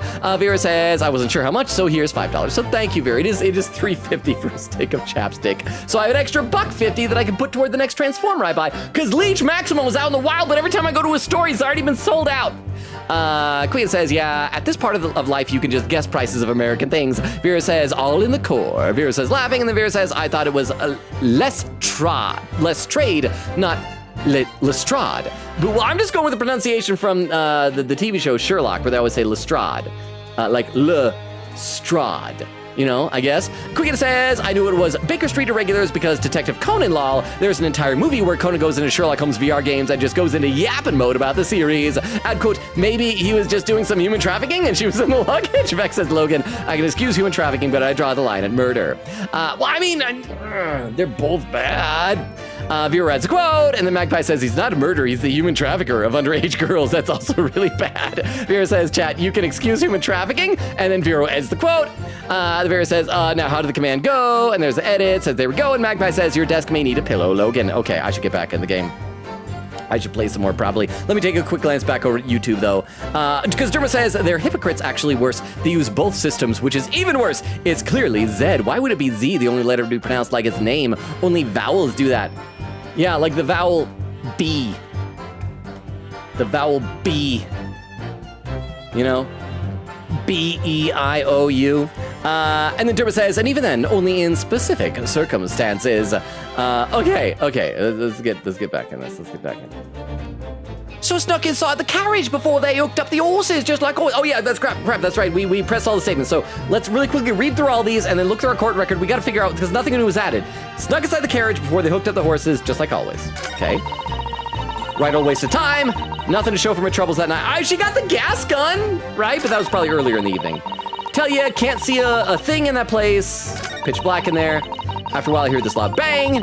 Nearly jumped out of my skin. Scream came out. Because of that, this well found me, helped me get away mine. Crap.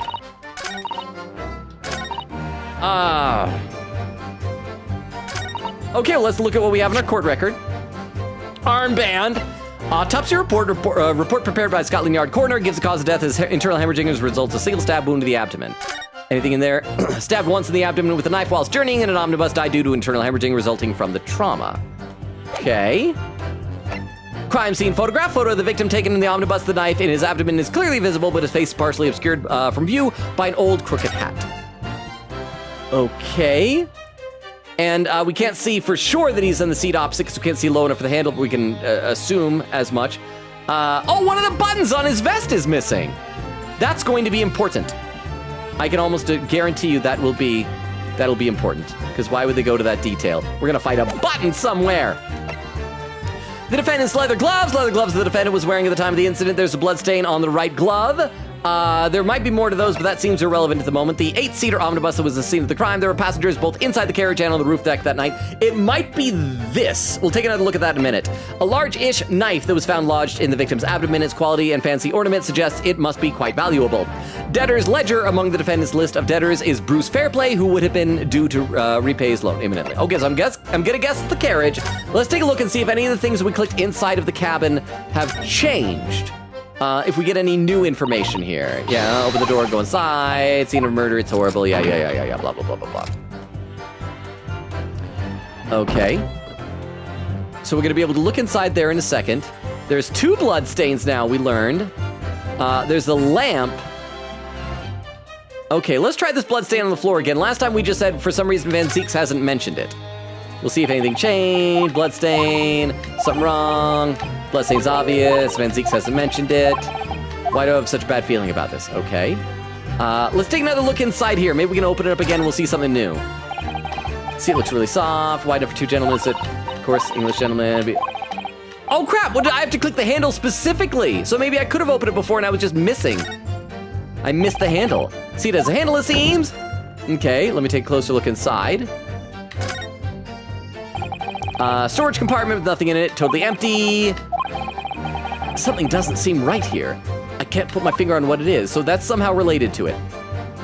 I mean, it looks like it would be dark once you close it. There's an odd notch there and there. And it would not be visible from the front seat up there. Can I click the lamp? Did I ever try clicking the lamp? No. Crap. It's gotta be this. It's gotta be something to do with this. Can't click the seat anymore. Can I click the blood stain over here? Okay, blood that's soaked in the seat. Victims obviously. Full view of the other passengers, I wonder. Well, it's after dark. There's a lamp on in here. Whichever way you look at it, it doesn't seem like it was a planned attack. Okay, I guess we're going to be presenting this to something. We'll probably have to, come back and explain why. Okay, let's take a look at her statements again. Dang it, okay. Snuck inside the carriage before they hooked up the horses, just like always. Okay. It was a right old waste of time. Got nothing to show for my troubles that night. I'll tell you, you can't see a thing in that hiding place. It's pitch in there. Then after a while, I heard this loud bang, nearly jumped out of my skin, and the scream just came out. It's because of this, okay. This is so specific. I don't see what the connection is, but I feel like maybe it'll be this and the carriage. Let me save so I can continue to scum my saves. And let's try it. Well, I'm probably wrong, but I'm not sure what else to present. Nothing is really jumping out at me. Can't see a blind thing in that hiding place. It's pitch in there. But that makes sense, though, because it probably closes flush. There wasn't a hole that we... let's try it. Let's present. Carriage. Present. Objection. Crap, I'm wrong. There's clearly something odd about that last statement made by the witness. There's clearly something odd here indeed. Your behavior, counsel. Oh, ha. Please, don't mind me. That would be significantly easier if you would lower your hand. I won't lower my hand until I prove my client's innocence. Okay, as long as it's quite quick. Okay, so that was not it. That was not it.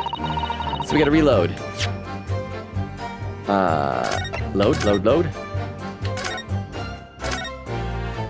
This is stumping me. Let's see. Because we've already pressed all the statements. I hope it's not a thing where we have to press them in a certain order, like we press the last one and then go back and do the others. Snuck inside the carriage before they hooked up the horses, just like always. Let's look at our evidence again. Was there any, like, there's not a second page. Autopsy report just says he was stabbed, hemorrhaging, 1 stab wound. Quick says I have a hit if needed, Logan. Thank you, Quick. Let me see if I can figure this out. Give me just a little bit longer.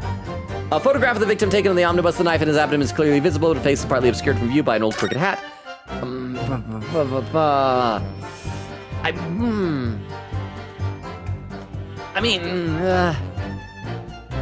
Okay, not that. Let's back out. The defendant's gloves, leather gloves. Let's take another look at the gloves. Maybe we can find something else out. I think I tried like clicking on the inside of them before, but there's nothing there, nothing there. Nothing on the back of the gloves, nothing on the front of that glove. We'd clicked the blood stain, but that was it. That was the only thing really particularly noteworthy about them. So it's not that. Carriage, I'm thinking it's that, but I guess we can just brute force it and present that to everything. Murder weapon, large-ish knife that was found lodged in the victim's abdomen. Quality and fancy ornamentation suggest it must be quite valuable. Are we able to inspect this one? Yeah, we did, because we took the sheath off of it. And there was a W, which we think was McGilded or something. Couldn't be Gina Lestrade, unless she stole this from somebody. We could try presenting this for she got nothing to show for that night. Debtor's ledger.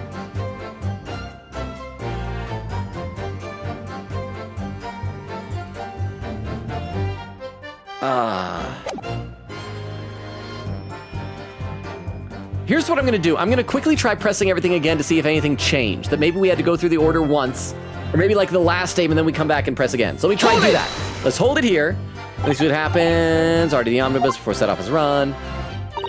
Oh yeah, I mean, what's the point of spending it, Joey? You make a few ball bay. I suppose it means no point spending money. Counterman, randy, big girl's pretty thief.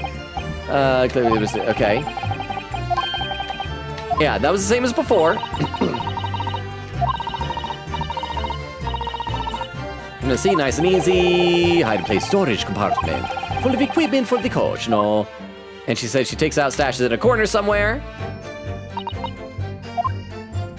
But she paused there, so there's something more to it than that. Okay. Still nothing new and nothing added. See, we reached the end of the line of inquiry, continue. Sorry that we're having to do this, but something's wrong here. Waste of time, got nothing to show for me troubles that night. Hold it! Hold it, okay. A waste of time, why is that? When most nights, beg your pardon, it's like that's when you come into your hiding place to get away. That's it, only that night. Okay, so that's still nothing new. That's the same dialogue as when we pressed it before. And, okay. Is there anything else in the carriage that I'm supposed to click that maybe I missed? Again, sorry, we gotta press all these to see if we need, but just the next two, we'll not do the last one because we already pressed the last one. So we just have two more to try to see if it was like an out of order type of a thing. Couldn't see out of the cabinet at all. Not jaw most days, push cushion up with my head. Have a butcher's. Pickpocket, not a butcher. I mean, I can have a look, see, got a passages self-opposite. For some reason that night, the Irishman spent his whole journey right over me head. And for that reason, truth is, I ain't too happy in small dark places. Feels too much like being thrown in. No. He didn't do that last time. He did not do that last time. Messing me up, bro. Okay, here we go. Pursue. Excuse me. Excuse me. Is something wrong, Mr. McGilded?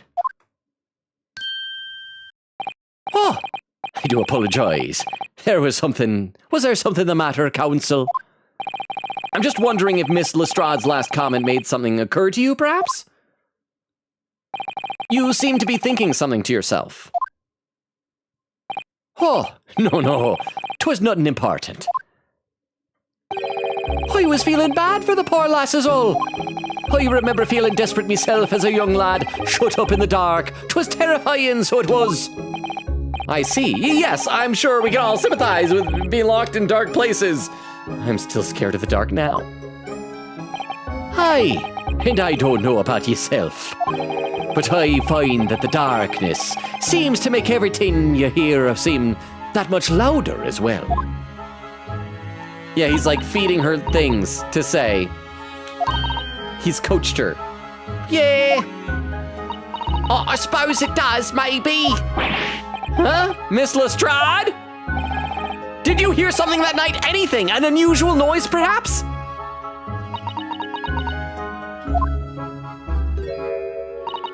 Nah, not really. All I could hear was the Irishman snoring. What does that mean? I don't even know. Oh, well, there's no need to tell the whole world me foibles, you little scamp. What a pity. I want to marry him when I grow up, but he snores. If only Miss Lestrade had heard something, it might have given us a vital new clue. Yes. What should we make of that last statement of hers? Add it to it's significant. It's profoundly important. Sure, profoundly important. Ha! Milord! I believe the statement just made by the witness is profoundly important. Profoundly important? But all she said was that she heard nothing. Yes, which is the profoundly important part. I'm almost sure of it. I'm almost sure that I don't understand the inner workings of your Eastern Mind Council. Nevertheless, I think a toilet duck. I will save. Think a toilet duck. Miss Gina Lestrade. Okay, save. Okay, so we made some progress. We've advanced. We're adding that to her testimony. Thank you very much. And I'll read some more of the chat in just a moment, I guess, right now. Might as well. We're almost at the 3-hour mark, but I at least want to get through this cross-examination. You will supplement your formal testimony by repeating that last statement, please. Okay, I've got to read some more of the chat.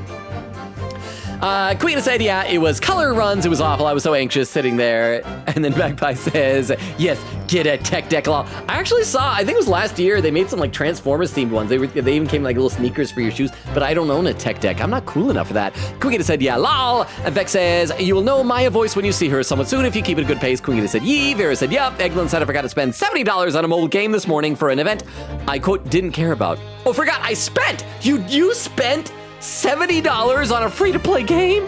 Vex says, pin me please. Vera said, lurk, I'll get ice cream for breakfast. Well, I mean, maybe if it's like, I don't know, waffle flavored, waffle cone. Waffles breakfast, put your ice cream in a waffle cone. Timestamp for Queen Katie, 2 hours, 19 minutes. Wow, I'm very far behind. I'm like 2.5 minutes away from the 3-hour mark. Vera said, okay, saxophone solo starts playing. Queen said, guide. The guy didn't say anything about this choice. Queen says, guide, how could you? Oh, never mind, I'm blind. Guy did in fact say. Vera said, Van Zeeks, you are so mean. Ryu could have lied easily, but he was earnest. And Queen Katie with a hydrate command. Thank you very much, Queen Katie. Queen Katie says, oh, Logan. Magpie says, I was hoping this was where the bit was going, lol. Queen Katie said, do holler for a potato if needed. Oh boy, he's totally gonna ask for a potato, isn't he? On Vero with some raid suggestions. Thank you very much, Vero. I will copy these over into my text file because we're gonna need to make use of these a little bit later on. So thank you very much. Give me just a quick second here.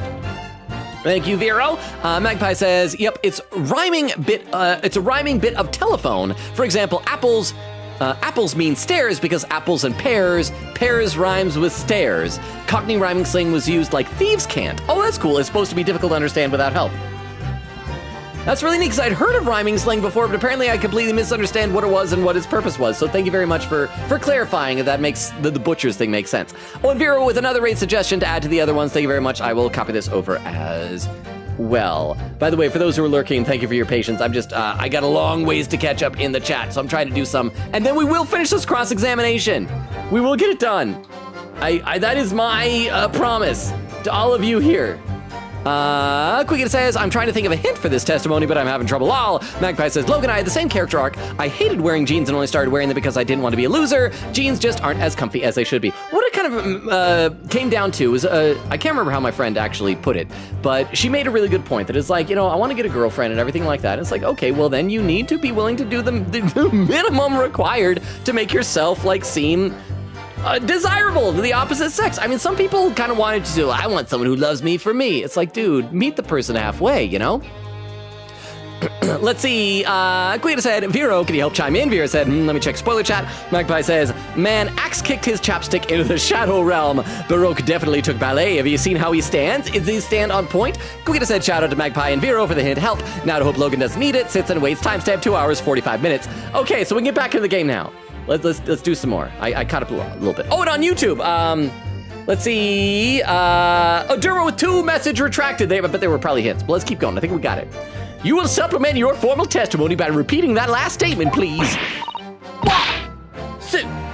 Supplement. What? Supplement. Oh, because he said supplement. She doesn't know what supplement? What are you on about? Don't give me all your fancy talk. I know what you're trying to do. Well, it won't work on me. That's right. Insult the judge. Always a good move. The judge is Santa Claus. He'll just add her to the naughty list. I was straining my ears to work out what was going on, but all I could hear was snoring. Okay, so we'll press that statement now. Hold it! Hold it! So you were straining to hear what was happening the entire time? Since the moment you hid yourself? Well, not exactly, no. Sorry? Well, there was no one in the cabin to start with. Could just push the cushion up and have a butcher's to see what was what. But then, when I saw this swell getting on, I got my head down so he didn't notice me. And Mr. McGilded sat on the seat under which you were hiding, correct? Oh, sat on the seat under which you were hiding. Well, yeah, wouldn't you, Adam and Eve, eh? What a mug. Okay, probably Adam and Eve is wouldn't you believe it? Is that how it works? So then all I could do was listen. I was waiting to jump out there as soon as I heard him leave, see? But wouldn't he? Would he? Not likely. Even though we stopped here and there, I never heard the door open. So I just had to stay put and listen to him driving his pigs to market, snoring like an old dog he was. I'm starting to think he might be a murderer. I'm starting to think that he did the murder, and we're gonna have to decide later whether to defend him or not. We're gonna decide, no, we should let him get convicted, and then Strongheart's gonna let us be a lawyer and say, I know that I said that you had to get an innocent verdict, but you got the truth, and that's more important. Are there any conclusions we can draw from that, I wonder? I know, it doesn't add up! It doesn't add up! Did I save? I think I saved. Let me save again. I don't think it adds up. I don't know why it doesn't add up, but I think that's the most interesting thing to say. It doesn't add up. Doesn't add up. Ha! Miss Lestrade, what you have just told the court is clearly at odds with the facts. Ah! At odds? Not at evens? Are you sure, man? Absolutely. I am sure, man. It seems my learned Japanese friend is not as dull-witted as I feared. So Van Zeeks realized it too. Realized what? Counsel! I must insist that you bolster your claim with evidence, or some complicit party's name, at the very least. Okay, it's gonna be a name, so we gotta look at the people in our court record.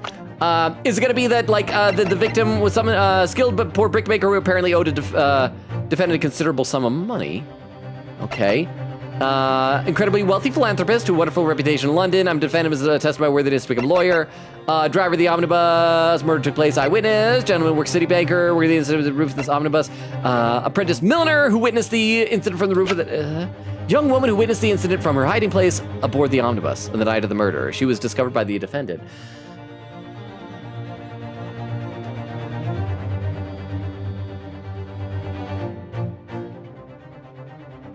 Is it gonna turn out that she's like deaf or something like that? Because like she keeps, there are lots of pauses when people are talking to her and she keeps looking over at McGilded. But no, but she answers our questions pretty well. Maybe she can read lips? Maybe she has a hard time with the judge because he has a beard covering his mouth? I'm not sure what we're gonna present. Did I save? I'm gonna save yet again. I am like paranoid because I don't know what I'm supposed to present.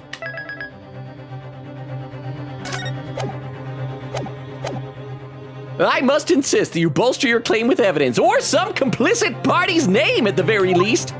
Yes, my lord. I expect you to demonstrate this alleged contradiction to the court. According to Miss Lestrade, whilst she was hiding in the omnibus that night, she heard nothing but the sound of Mr. McGilded snoring. But think, Ryunosuke, think! There's something else she should have heard. Show piece of evidence, show a person, or forget it.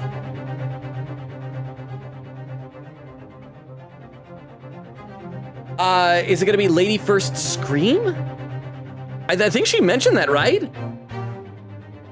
I'm gonna say show a person, because normally it wouldn't give us this option unless that was the thing. I saved, so I can save scum. Let's do show a person. Very well, my lord. Allow me to elaborate. On a particular sound that Miss Lestrade should not have failed to hear on the night in question. The sound very clearly explained by the presence of the following person.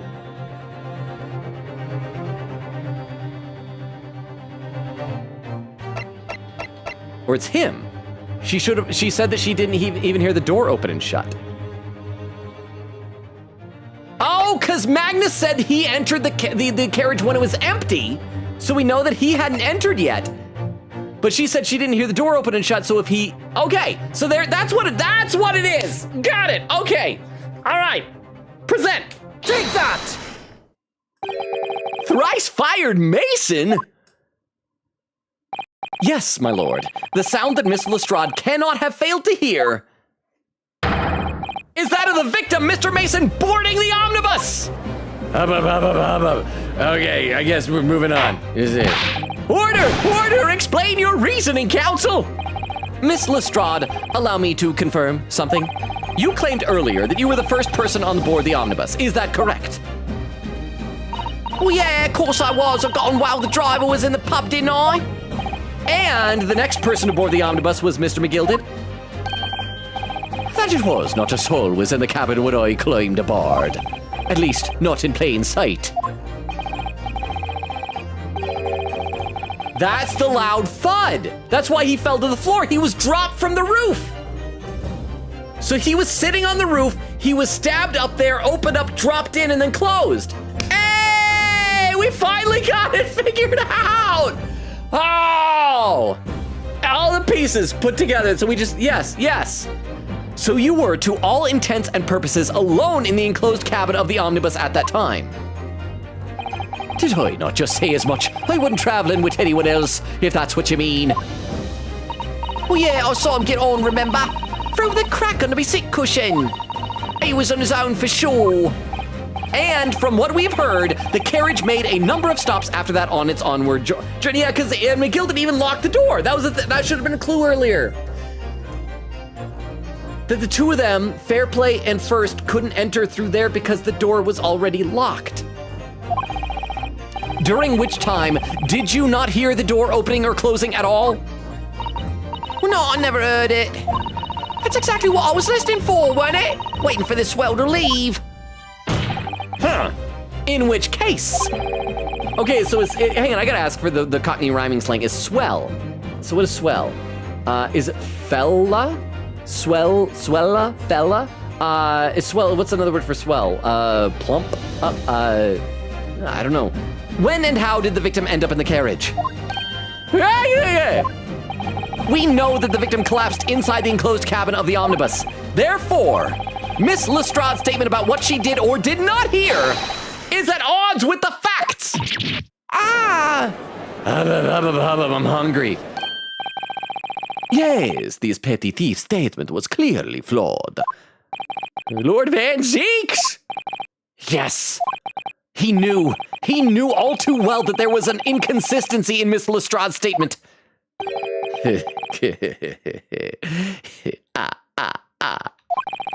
It would seem words of thanks are in order for my learned friend. What you talking about? You have demonstrated matters impeccably. These witness and her colorful statements are entirely unreliable. Her words are inconvenient untruths, nothing more. Let's say, that's a cute sprite. Hat over her eyes. Now the buttons do look like eyeballs is. And now I need to catch up fully to the chat, because we're past the 3-hour mark by like 10 minutes. And I am still very far behind in the Twitch chat. So let me fully catch up. Vera says, I can confirm you could have opened it. I recall opening it. So apparently I need to click the handles. I was trying to click the drawer, darn it. Said vaguely. Queen said, ye, me too. I opened that sucker first chance like a soda pop. Queen said, I am suddenly reminded of the time during Spirit of Justice, Logan was super lost and a testimony, and I had to give him a hint, but the thing was staring at him so bad, lol, he's not a furry, Logan. I have the hint if needed, Logan. Wait, did Logan save after pressing everything? Oh, phew, I got scared. We're safe, chat. We're totally finishing the case next stream based on this pace, by the way. Vera said, yup, laughing. Queen said the hint was going to be try pressing everything again. It doesn't hurt to check again for new things. Yeah, so that's what it was. I kind of hate it when they do that you need to press in order. There's not just the statement, but it has to be like before or after something else. So thank you very much, though. We got there eventually. It was touch and go for a little bit, but we got there. So thank you very much, Queen Katie. And Krista with some raid suggestions. Thank you very much. I'm going to copy these over to my text file right now. So between these ones and the ones that Vera gave before, we have got plenty of raid suggestions tonight. So thank you both, Vero and Crystal. You both are MVPs tonight. Thank you. Let's see. Crystal says, Poggers. And Eglin said, jeans are a sensory nightmare for me. I physically cannot wear them without being unable to move. You see, that's kind of part of what it is for corduroy pants with me. There's something about the texture of the inside of corduroy pants that just like makes my skin crawl. It's not like I seize up completely or anything like that, but I hate it so freaking much. I feel like it'll give me a rash or something like that. See, Magpie says, luckily other fashionable pants also look good, lol. Says, yep, Adam and Eve it, believe it, makes sense to be. Queen said, I'm formulating a hint right now. Spoiler chat, please help, lol. We have a smart streamer. Magpie says, Logan has played so much Ace Attorney, he, like me, has learned to see how the game is played without even needing to think. We simply know. And then Queen said, the game is, in my opinion, the most thinker of a thinker so hard, Mia Fey died multiple times in a row. Magpie says, I don't think swell is Cockney rhyming slang. I think that's just slang, lol. And then, okay, well, thank you for checking on that. And Queen said, Logan, we have exactly one more testimony after this for the case, so definitely ending a next stream, lol. Unless there's a 2-hour denouement. And then Crystal says, thank you for the very big brain stream. Queen said, thank you for the very Gina stream there. 3 hours, 11 minutes, 49 seconds. I caught up to chat for the first time of the night on Twitch. In that case, I should post our link tree again. I think I only did this once before, but it's good practice just to do that and copy that over to YouTube. Just do this periodically. So for the lurkers, that is our link tree. It has all of our social media, including a Discord invite, YouTube, Twitter, Twitch, TikTok, all of that stuff. So feel free to check it out, make use of it, or ignore it as you see fit. But also, lurkers, because we're past the 3-hour mark, I do need to give you the rundown on the channel and everything. So our schedule, we stream Tuesdays, Thursdays, Fridays, and Sundays. We are going to be posting the schedule tomorrow. I am not fully decided on the schedule because we just finished the other game that we had been alternating with this. The tentative plan is that on Tuesday, we're probably going to maybe do another round of Hollow Knight. I'm letting you guys in. This is spoilers, schedule spoilers. Probably going to do another round of Hollow Knight on Tuesday. Thursday, then, we'll be picking up from where we're going to be leaving off tonight in this game. Friday, then, is going to be a new game, and I'm leaning toward doing either Resident Evil Requiem or Pragmata. Based on the poll earlier, it sounds like most people here want to see Pragmata. So maybe that, but I reserve the right to change my mind. I will officially decide by tomorrow when I post the schedule over on Discord. So I'm going to grab one of these here, raid suggestions. Oh, one of them is doing a different Ace Attorney game, so maybe we will do that one. Let's go ahead and start populating a raid over on the Twitch side of things. And here is our raid message there. And yeah, it looks like, yeah, we got enough for a raid. It was just normal bathroom. Oh, it's me! Nothing out of the ordinary. No one was inside. I peed a little, but didn't make it to the toilet. That was when I was still trying to figure out the Shuichi voice. It was much less variation in his voice than, oh, Danganronpa V3. Vera said, thank you for the very leg stream. That was delightful. I'm going to try and fix my chapstick. Yes, there's a raid message. So like I said, you can copy that over to your clipboard on the Twitch side of things. Vera said, good night, friends. Chris said, I miss Hat Shuichi. Beowulf said, yippee! I got to see my favorite character. Oh, talking about Gina Lestrada. Is she your favorite character? Beowulf! You got it right at the end. She's delightful. She's a lot of fun. I like her a lot. So thank you all for being here and for hanging out. This was a lot of fun, even if my poor chapstick was a casualty of this. I'll figure out something, but thank you all. I love and appreciate you all. You guys are great. You're wonderful.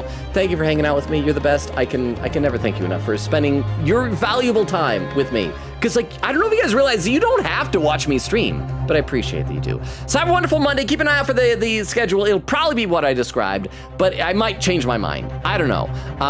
But yes, so that'll be up tomorrow on Discord. Tuesday, we're going to play probably some Hollow Knight. Thursday, though, is where we're going to pick up right here and finish up this case. Thank you all for being here. Everyone on the Twitch side, the raid is about to start in just a minute. So everyone on Twitch, thank you very much. Can I enjoy the raid? Bye, everybody. Bye. Bye, bye, bye, bye, bye, bye, bye, bye, bye, bye. And thank you very much to everyone over on YouTube as well. I really appreciate all of you being here and being as excited about Ace Attorney.